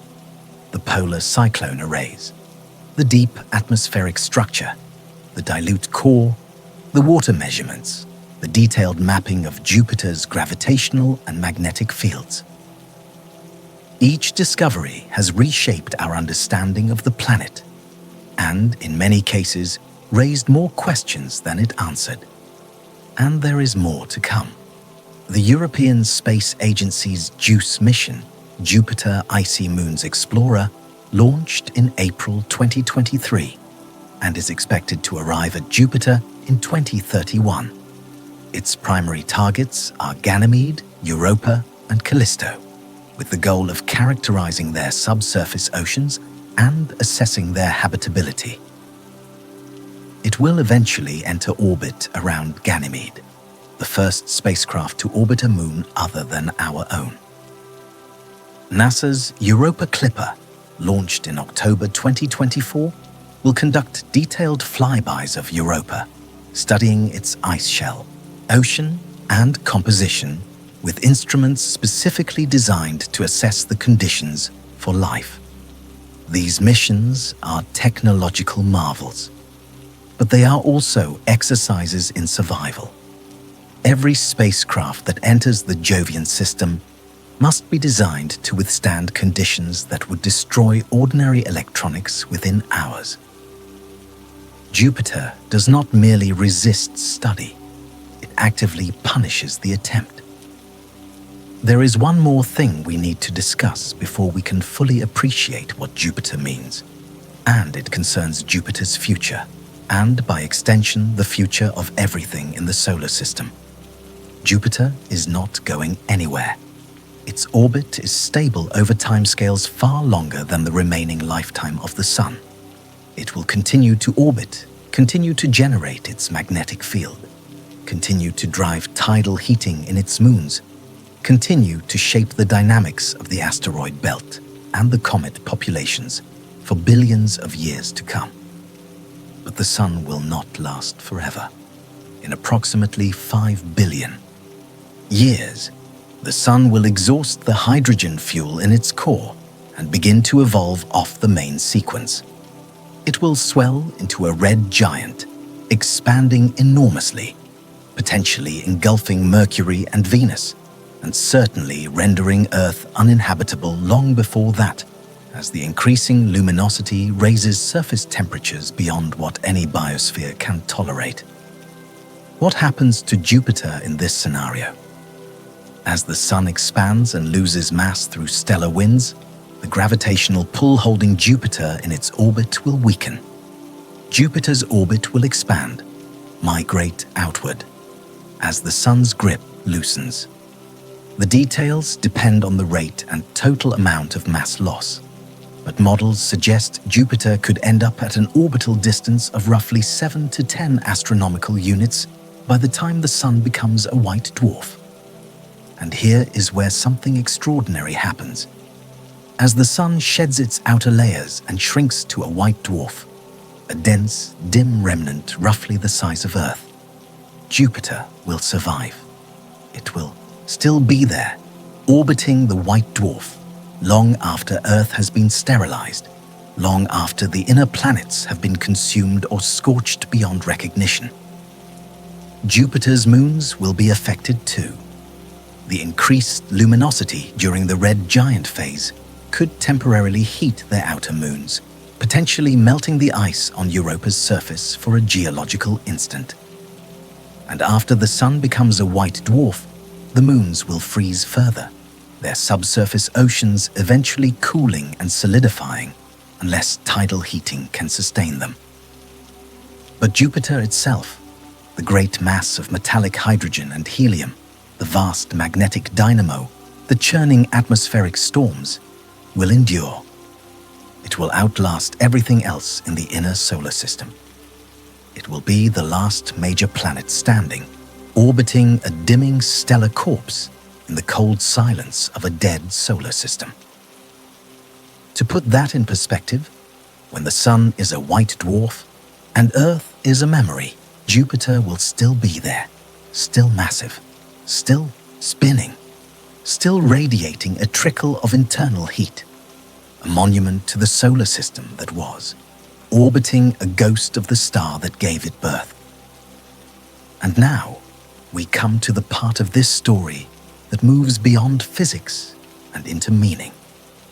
Well, because Jupiter is not just a collection of measurements: mass, magnetic field strength, orbital period, atmospheric composition. Jupiter is a mirror. It reflects back to us something fundamental about the nature of existence, about the relationship between creation and destruction, about the terrifying beauty of a universe that operates on scales we can barely comprehend. Think about what Jupiter has done. It scattered the building blocks of the inner solar system during its grand tack migration, depleting the material that could have formed other worlds. It stunted Mars. It emptied the asteroid belt. It triggered the late heavy bombardment, pummeling the inner planets with a rain of impacts that may have sterilized the young Earth. It generates and destabilizes the population of near-Earth asteroids, including, possibly, the one that killed the dinosaurs. It introduces a 1% chance over the next 5 billion years of catastrophically destabilizing the orbit of Mercury, and, through cascading resonances, potentially causing a collision between Earth and another planet. And at the exact same time, Jupiter shaped the conditions that allowed Earth to form as it did. It prevented the formation of a super-Earth that might have been too massive to support plate tectonics or too enshrouded in a thick hydrogen atmosphere for complex life. It may have delivered water and organic molecules to the early Earth through the very cometary bombardment it triggered. It sustains Europa's subsurface ocean, one of the most promising environments for life beyond Earth. And it provides a gravitational framework that keeps the solar system broadly stable over the timescales that life requires. How do you categorize something like this? Is Jupiter a creator or a destroyer? A guardian or a threat? A necessary condition for life or an ongoing risk to it?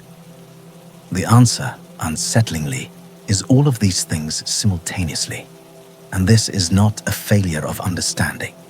This is the understanding. Jupiter is not paradoxical because we lack data. Jupiter is paradoxical because the universe itself does not separate creation from destruction. They are the same process, viewed from different angles. The supernova that kills a star also forges the heavy elements that form the next generation of planets.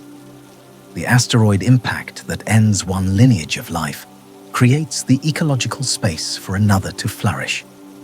The gravitational force that tears one world apart sustains the ocean of another. Jupiter embodies this truth more completely than any other object in the solar system. And this brings us to a set of questions that no amount of data can fully answer. What does it mean to exist in a solar system governed by something this powerful and this indifferent? What does it mean to build your entire civilization on a planet whose history, whose very existence, was contingent on the chaotic gravitational whims of a ball of metallic hydrogen 70,000 kilometers across? What does it mean to look up at a bright point of light in the night sky, a point you can see with your naked eyes, and know that it has shaped the trajectory of every living thing that has ever existed on your world? What does it mean that the thing most responsible for your existence is also the thing most likely over sufficiently long timescales to end it? These are not questions science can answer. They are the questions that science reveals. There is a historical parallel that helps ground all of this in human experience, and it concerns the Polynesian navigators who crossed the Pacific Ocean thousands of years ago. The Pacific is the largest feature on Earth's surface, 63 million square miles of open water, larger than all the land on Earth combined. And the Polynesian navigators crossed it in wooden canoes, using only the stars, the waves, the flight patterns of birds, and an intimate understanding of ocean currents to find their way. They discovered and settled islands separated by thousands of miles of open ocean: Hawaii, New Zealand, Rapa Nui, accomplishing one of the most extraordinary feats of navigation and exploration in human history. But here is the thing about the Pacific that defined the Polynesian experience. The ocean did not care about them. The ocean was not hostile. It was not malicious. It was not trying to kill them. But neither was it safe. It was simply vast, powerful, and utterly indifferent to human survival. The same currents that carried them to new islands could sweep them into oblivion. The same stars that guided them could be obscured by storms. The same ocean that provided their food, fish, coconuts carried on currents, rain collected from squalls, could rise up and destroy their canoes without warning. The Polynesians did not overcome the ocean by pretending it was safe. They did not defeat it. They developed a relationship with it, one built on profound respect, meticulous knowledge, and the acceptance that the ocean would always be more powerful than they were. Jupiter is our ocean. It is the vast, indifferent, overwhelmingly powerful force that defines the environment in which we exist. We did not choose it. We cannot change it. We cannot negotiate with it. We can only study it, understand it, and accept that our existence is, in some deep sense, borrowed from a system that was not designed with us in mind. The Polynesians understood something that modern civilizations sometimes forgets. You can thrive in an environment that is far more powerful than you, but only if you begin by acknowledging that power honestly, not with fear, not with denial, with clear-eyed, awe-struck acceptance. Jupiter invites exactly that kind of acceptance. It is beautiful and terrible in equal measure. Its storms are works of art rendered in ammonia and hydrogen sulfide, painted on a canvas larger than worlds. Its magnetic field is a structure of invisible architecture extending across the solar system. Its moons are laboratories for the conditions of life, heated by the same force that tears them apart. And its gravitational influence, the hand that shaped the inner solar system, that scattered the building blocks, that delivered the water, that sent the dinosaur-killing asteroid, is the defining force of our planetary neighborhood. Jupiter is not what we thought it was. It is not a benign protector or a simple gas giant or a failed star or a cosmic bully. It is all of these and none of them. It is a force of nature so fundamental to our solar system that describing it in human moral terms is like describing the ocean as friendly or unfriendly. The categories don't apply. Jupiter simply is vast, complex, powerful, and profoundly, fundamentally indifferent to everything it creates and destroys. And that is, paradoxically, what makes it so extraordinary. Let's bring all of this together. We started with the basics: Jupiter's staggering mass, its diameter that could swallow 11 Earths, its volume that could contain 1,300. We descended into its atmosphere through the cloud tops with their 500 km/h winds and geometric polar cyclones, through the thickening molecular hydrogen, into the vast ocean of metallic hydrogen that constitutes the bulk of the planet. We reached the core, dilute, diffuse, possibly disrupted by a planetary scale impact billions of years ago, where pressures exceed 40 million atmospheres and temperatures rival the surface of the Sun.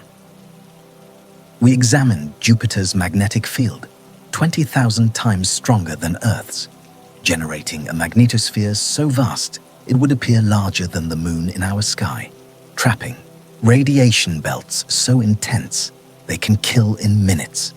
We traced the connections between that magnetic field and the metallic hydrogen that generates it, the volcanic eruptions on Io that feed its plasma torus, the aurora that lights up Jupiter's poles with energies that dwarf anything on Earth. We dismantled the myth of Jupiter as protector. We showed how Jupiter's gravitational resonances destabilize asteroid orbits and create near-Earth objects, how it captures comets and converts them from harmless long-period visitors into repeated short-period threats, how the net protective effect is uncertain at best and may, in some cases, be negative. We explored the deep history, the grand tack, Jupiter migrating inward to the orbit of Mars, devastating the inner solar system's building materials, stunting Mars, emptying the asteroid belt, then retreating. The late heavy bombardment, triggered by Jupiter and Saturn's resonance crossing, raining destruction on the inner planets for tens of millions of years. The possible sterilization and reseeding of early Earth. The role of Jupiter in preventing a super-Earth and thereby creating the conditions for our planet as it is. We studied the moons, Io, torn apart by tidal heating, the most volcanically active body in the solar system. Europa, harboring an ocean 2 to 3 times the volume of Earth's oceans, potentially habitable, sustained by the same gravitational forces that torture Io. Ganymede, the solar system's largest moon, with its own magnetic field and possible ocean.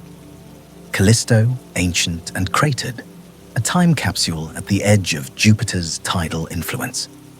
We looked at Jupiter's role in the broader context of planetary science, how Jupiter analog planets shape the architecture of every system they inhabit, how their presence or absence determines whether super-Earths or terrestrial planets form, how the Jupiter question is inseparable from the habitability question for any star system in the galaxy. We examined the exploration history, Pioneer, Voyager, Galileo, Juno, and the relentless hostility of the Jovian environment to every spacecraft we've sent. We looked at the future missions, JUICE, Europa Clipper, and the engineering marvels required just to survive in Jupiter's neighborhood. And we confronted the deep paradox at the heart of Jupiter's story, that this planet is simultaneously the most creative and the most destructive single influence on the solar system's evolution, that it made Earth possible and nearly made Earth impossible, that it sustains potential life on Europa and punishes every attempt to reach it, that it holds the solar system in a broadly stable configuration while harboring the seeds of its eventual disruption. Jupiter is not what we thought. It is not a benign giant, a cosmic shield, a failed star, or a pretty striped marble in the night sky. It is the engine of the solar system, the gravitational heart that pumps energy, material, and influence through every corner of our planetary neighborhood. It is beautiful beyond description and dangerous beyond reckoning and indifferent beyond comprehension. And it has been there since the beginning, before Earth, before the Moon, before the first ocean, before the first cell, before the first thought. Jupiter was already here, already massive, already spinning, already shaping the solar system with its gravity and its storms and its magnetic field. Every living thing that has ever drawn breath on this planet owes something to Jupiter.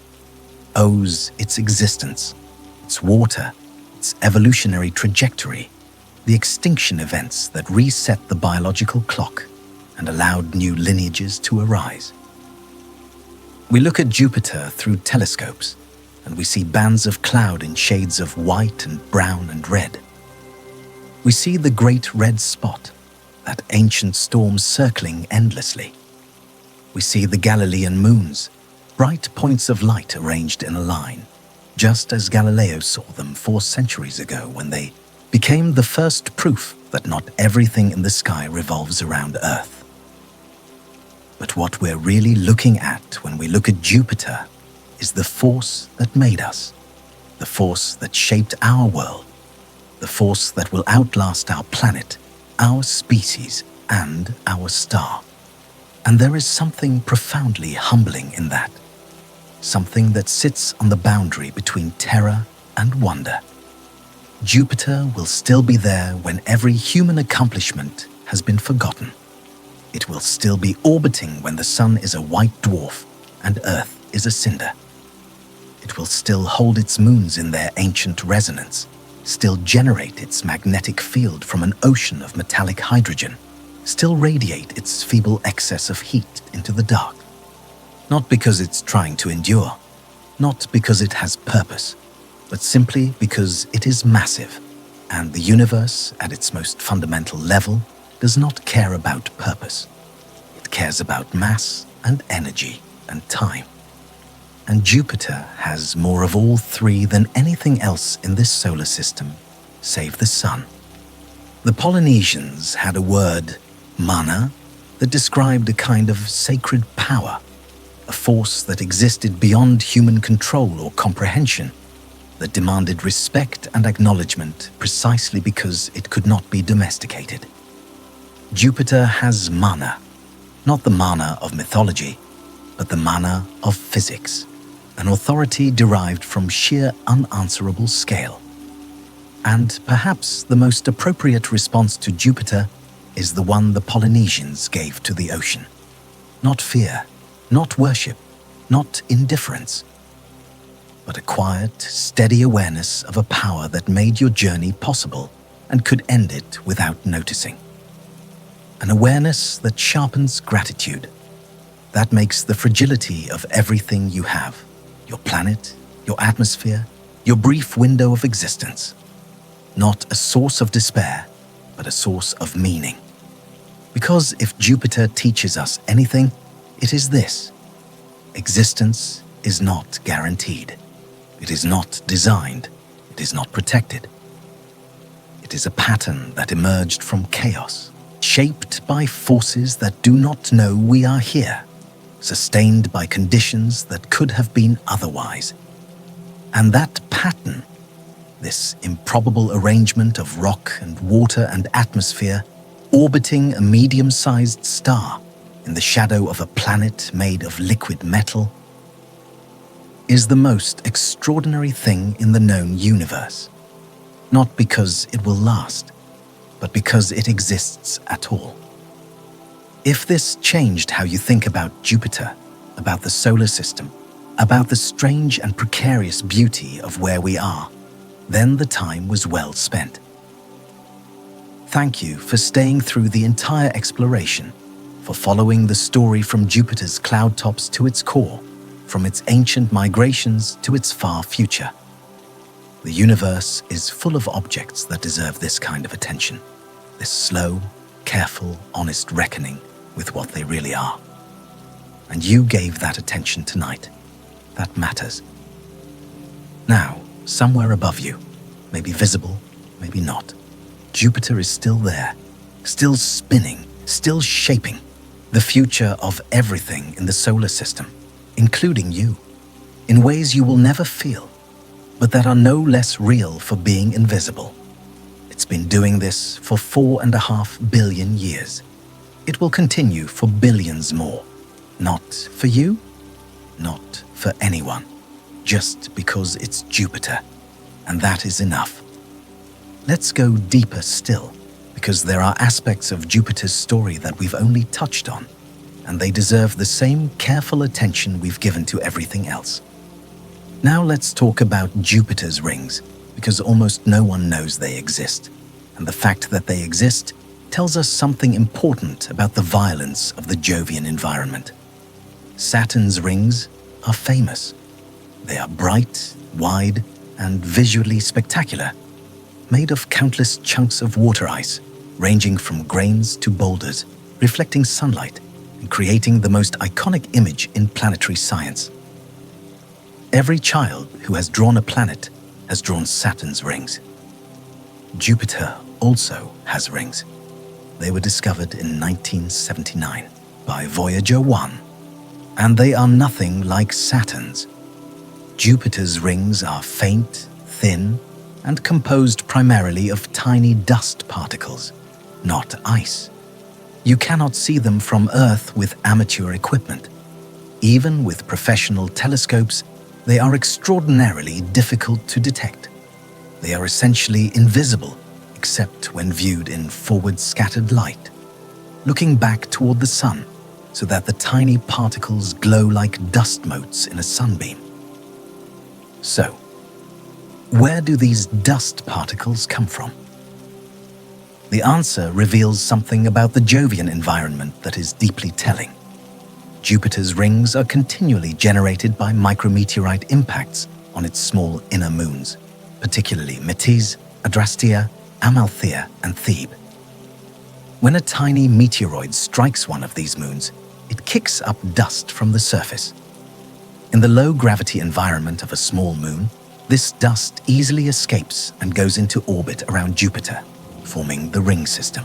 But here's the critical detail. Jupiter's rings are not ancient. They cannot be. The dust particles that compose them have short lifetimes, on the order of thousands to tens of thousands of years, before they are dragged inward by atmospheric drag, Poynting Robertson effect, and electromagnetic forces from Jupiter's magnetic field. The rings we see today are not remnants of the solar system's formation. They are being produced right now, continuously, through ongoing bombardment of Jupiter's inner moons. This means Jupiter's ring system is a dynamic, ever-refreshing structure, a flowing stream of debris constantly created by destruction and constantly consumed by the planet's gravitational and electromagnetic environment. It is a miniature metaphor for Jupiter's relationship with everything around it. Take, destroy, reshape, repeat. And the small moons that produce the ring material are themselves in a precarious situation. They orbit deep within Jupiter's Roche limit for a loosely bound body, the distance within which tidal forces from the parent planet exceed the self-gravity holding a body together. These moons survive because they are solid, rocky objects with internal strength, not loose rubble piles. But they are slowly being eroded by the very process that creates the rings. Each micrometeorite impact removes a tiny bit of material. Over billions of years, these moons are shrinking, feeding the rings with their own substance. The rings are, in a very real sense, the slow disintegration of Jupiter's innermost moons made visible. This is Jupiter at its most characteristic, not content to merely dominate its surroundings, but actively consuming them, grinding its own satellites into dust, wearing them down through the relentless application of gravity and bombardment. Now let's talk about something that happened relatively recently in astronomical terms, because it demonstrated Jupiter's power in a way that no simulation or model ever could. The year is 1994. Comet Shoemaker-Levy 9, already broken into 21 fragments by a previous close encounter with Jupiter's tidal forces, is on a collision course with the planet. Astronomers have known about the impending impact for over a year. Telescopes around the world and in orbit are trained on Jupiter. It is the first time in recorded history that humans will witness a large-scale impact event on a planet in real time. Between July 16th and July 22nd, 1994, The fragments strike Jupiter's southern hemisphere, one after another. The largest fragments are estimated at roughly 2 kilometers across. They enter Jupiter's atmosphere at approximately 60 kilometers per second, roughly 216,000 kilometers per hour. And the impacts produce colossal fireballs visible from Earth, even though they occur on Jupiter's far side, and are observed through the planet's rapid rotation, bringing the impact sites into view minutes later. The energy released by the largest impacts is staggering. Fragment G, the largest, released an estimated energy equivalent to roughly 6 million megatons of TNT, hundreds of thousands of times greater than the combined yield of the world's entire nuclear arsenal, 600 times. The fireball rose 3,000 kilometers above Jupiter's cloud tops, roughly a quarter of Jupiter's diameter. The dark scars left by the impacts in Jupiter's atmosphere were larger than Earth and persisted for months.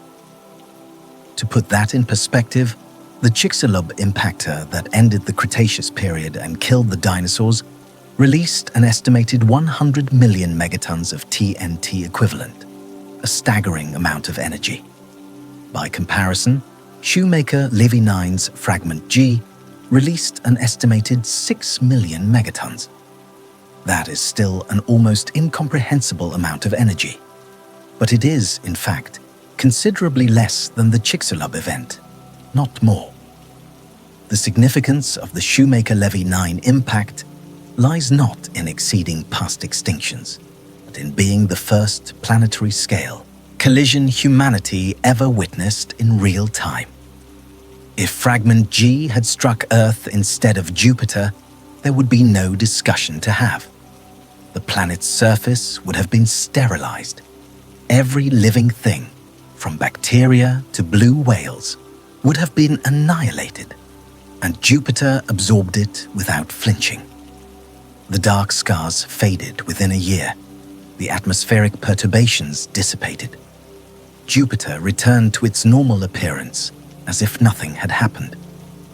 Because for Jupiter, nothing significant had happened. An object 2 kilometers across, releasing 600 times the nuclear energy of human civilization, was, to Jupiter, a minor weather event, a ripple, a footnote. This is what scale means. This is what mass means. We build our entire civilization on the surface of a planet that would be destroyed by an object Jupiter absorbed as casually as you might absorb a raindrop. The comparison is not poetic. It is a straightforward expression of the difference in mass and energy between our world and Jupiter's. And this was not a unique event. Jupiter is struck by small objects regularly. Amateur astronomers have recorded multiple bright flashes on Jupiter's surface over the past 2 decades, each representing an impact by an object tens of meters across, releasing energy equivalent to major nuclear weapons. These impacts occur every few years at minimum. Jupiter is a constant target, a gravitational sink that attracts and absorbs comets and asteroids with regularity. Whether this makes Jupiter a shield depends entirely on your perspective. Every object Jupiter absorbs is an object that didn't hit something else. But every object Jupiter's gravity redirected into its own cross-section was also potentially an object that wouldn't have entered the inner solar system at all without Jupiter's gravitational influence. The accounting is complex, contested, and may never be fully resolved. But the raw demonstration of power, that single week in July 1994, was unambiguous. Jupiter can absorb energies that would end all life on Earth and not even notice. That is not a comforting thought, regardless of the net statistical impact on our safety. Now let's talk about something that most people don't know about Jupiter at all, and that concerns its relationship with the Sun. Because Jupiter's gravitational influence is so enormous, that it doesn't just affect the planets, it affects the Sun itself. In a two-body system, a single planet orbiting a single star, the planet orbits the star's center. Simple. But in reality, both bodies orbit their common center of mass, called the barycenter. For a very light planet and a very heavy star, the barycenter lies deep within the star, and the star barely wobbles. For a heavier planet, the barycenter moves outward, and the star's wobble becomes noticeable. Jupiter is massive enough that the barycenter of the Jupiter-Sun system lies just outside the Sun's surface. The Sun itself has a radius of about 696,000 kilometers. The Jupiter-Sun barycenter is located approximately 742,000 kilometers from the Sun's center, about 46,000 kilometers above the Sun's visible surface.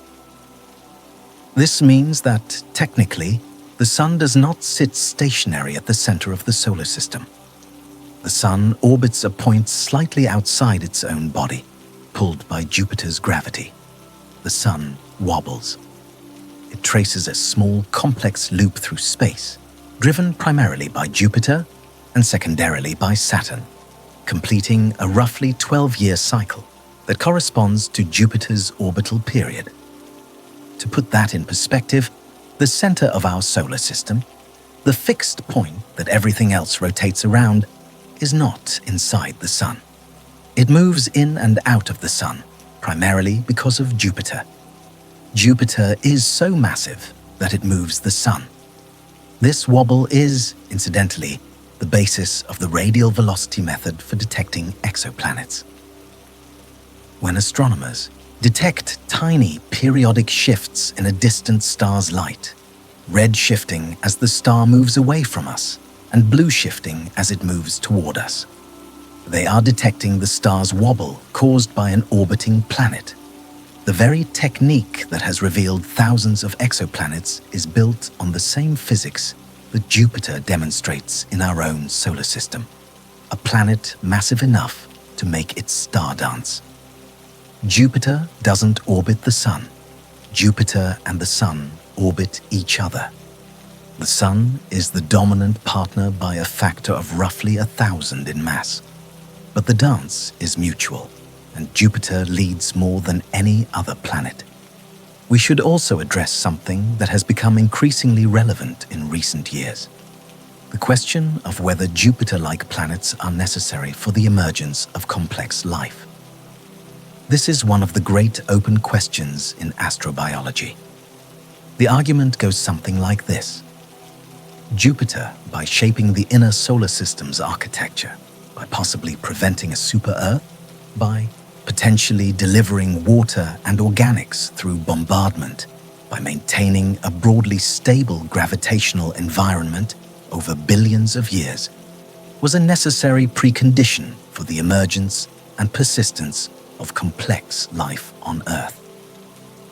If this argument is correct, then the relative rarity of Jupiter-like planets around other stars, only 10 to 15% of Sun-like stars seem to have them, would imply that complex life is correspondingly rare. The universe might be full of planets, but planets with the right kind of Jupiter standing guard might be uncommon. This is a seductive argument, and it might be correct, but it might also be wrong, for reasons that connect directly to everything we've discussed about Jupiter's dual nature. If Jupiter is not unambiguously protective, if it also destabilizes asteroid orbits, creates near-Earth objects, redirects comets inward, and occasionally triggers bombardment events, then the relationship between a Jupiter-like planet and habitability is not straightforward. It's possible that some planetary systems without a Jupiter are actually safer, with fewer objects being perturbed onto planet-crossing orbits. It's possible that the compactly packed super-Earth systems, which form in the absence of a Jupiter, are perfectly viable habitats for life, just of a different character. And it's possible that the most important thing about Jupiter is not its protective influence, but its sculpting influence. Maybe what matters is not that Jupiter deflects impacts, but that Jupiter determined the mass, composition, water content, and orbital parameters of Earth. Maybe the question is not, do you need a Jupiter to be safe? But, do you need a Jupiter to get the right kind of planet in the first place? This is an unsettled question at the frontier of planetary science and astrobiology. We don't know the answer. We may not know it for decades until we can characterize the atmospheres of rocky planets in systems with and without gas giants and compare their habitability. But the question exists because of Jupiter, because this one planet is so overwhelmingly dominant in our solar system's dynamics that its presence or absence changes everything. And there is one final dimension to Jupiter's story that deserves attention, one that connects the physics to the philosophy in a way that is both humbling and illuminating. Jupiter was one of the first objects in the sky to challenge human understanding of the cosmos. When Galileo Galilei turned his improved telescope toward Jupiter in January 1610, he saw something that should not have existed according to the prevailing model of the universe. 4 bright points of light that changed position from night to night, clearly orbiting Jupiter. In the Ptolemaic system, the geocentric model that had dominated Western astronomy for 1500 years, everything orbited Earth. The sun, the moon, the planets, the stars, all circled our world. This was not merely a scientific theory. It was a theological and philosophical commitment, deeply entwined with the Catholic Church's understanding of humanity's place in creation. The Galilean moons shattered that picture. Here were objects that clearly did not orbit Earth. They orbited Jupiter. The universe did not revolve around us. Earth was not the center. The immediate cosmological implications supporting the Copernican heliocentric model are well known. Galileo's observations and his public advocacy for heliocentrism led to his trial by the Inquisition, his forced recantation, and his house arrest for the final decade of his life. But the deeper implication, the one that took centuries to fully absorb, was not about the arrangement of the solar system. It was about the nature of significance. If Earth is not the center, then perhaps humanity is not the purpose.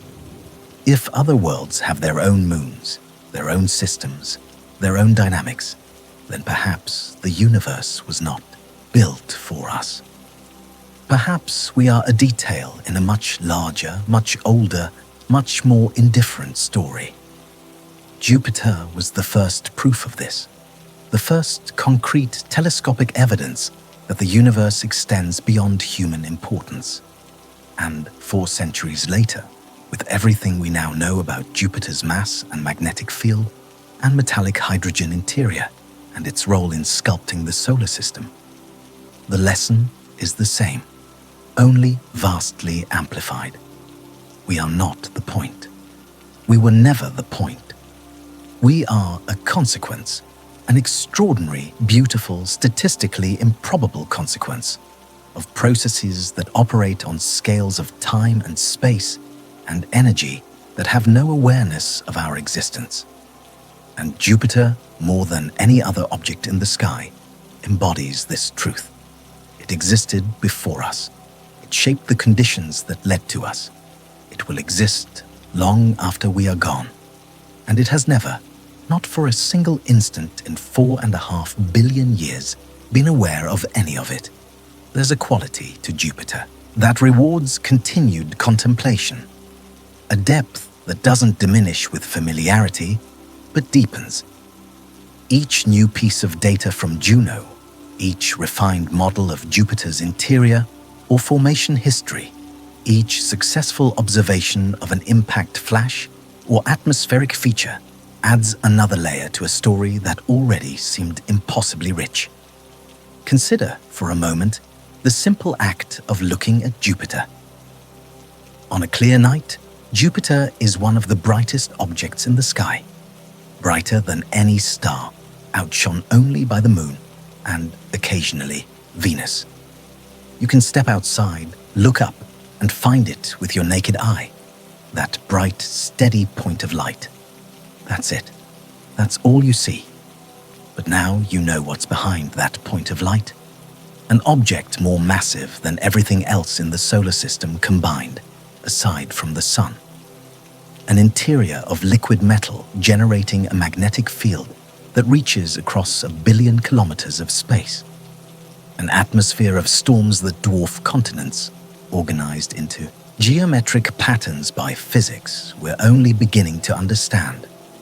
A retinue of nearly 100 moons, including worlds with underground oceans that may harbor life. A gravitational influence that shaped the very existence of the planet you're standing on. All of that compressed into a single bright point in the night sky, visible to anyone who looks up. There is something in that compression that borders on the sacred. Not in a religious sense, but in the original etymological sense of the word. Set apart, deserving of reverence, demanding that you pause and acknowledge something greater than yourself. The universe does not owe us this kind of wonder. It does not owe us beauty or complexity or mystery. But it provides all three in abundance, and Jupiter is among the most generous providers. And so we come to the end. Not the end of Jupiter's story. That story has no end, not for billions of years yet, but the end of what we can cover in one sitting. The universe is not gentle. It never was. But it is extraordinary, and Jupiter is among the most extraordinary things in it. And you, aware of Jupiter, curious about it, willing to spend this time understanding it, are the only known phenomenon in the universe capable of looking at something that vast and that indifferent and finding it beautiful. That counts for something. On a night when Jupiter is visible above you, bright and steady and ancient, it counts for everything.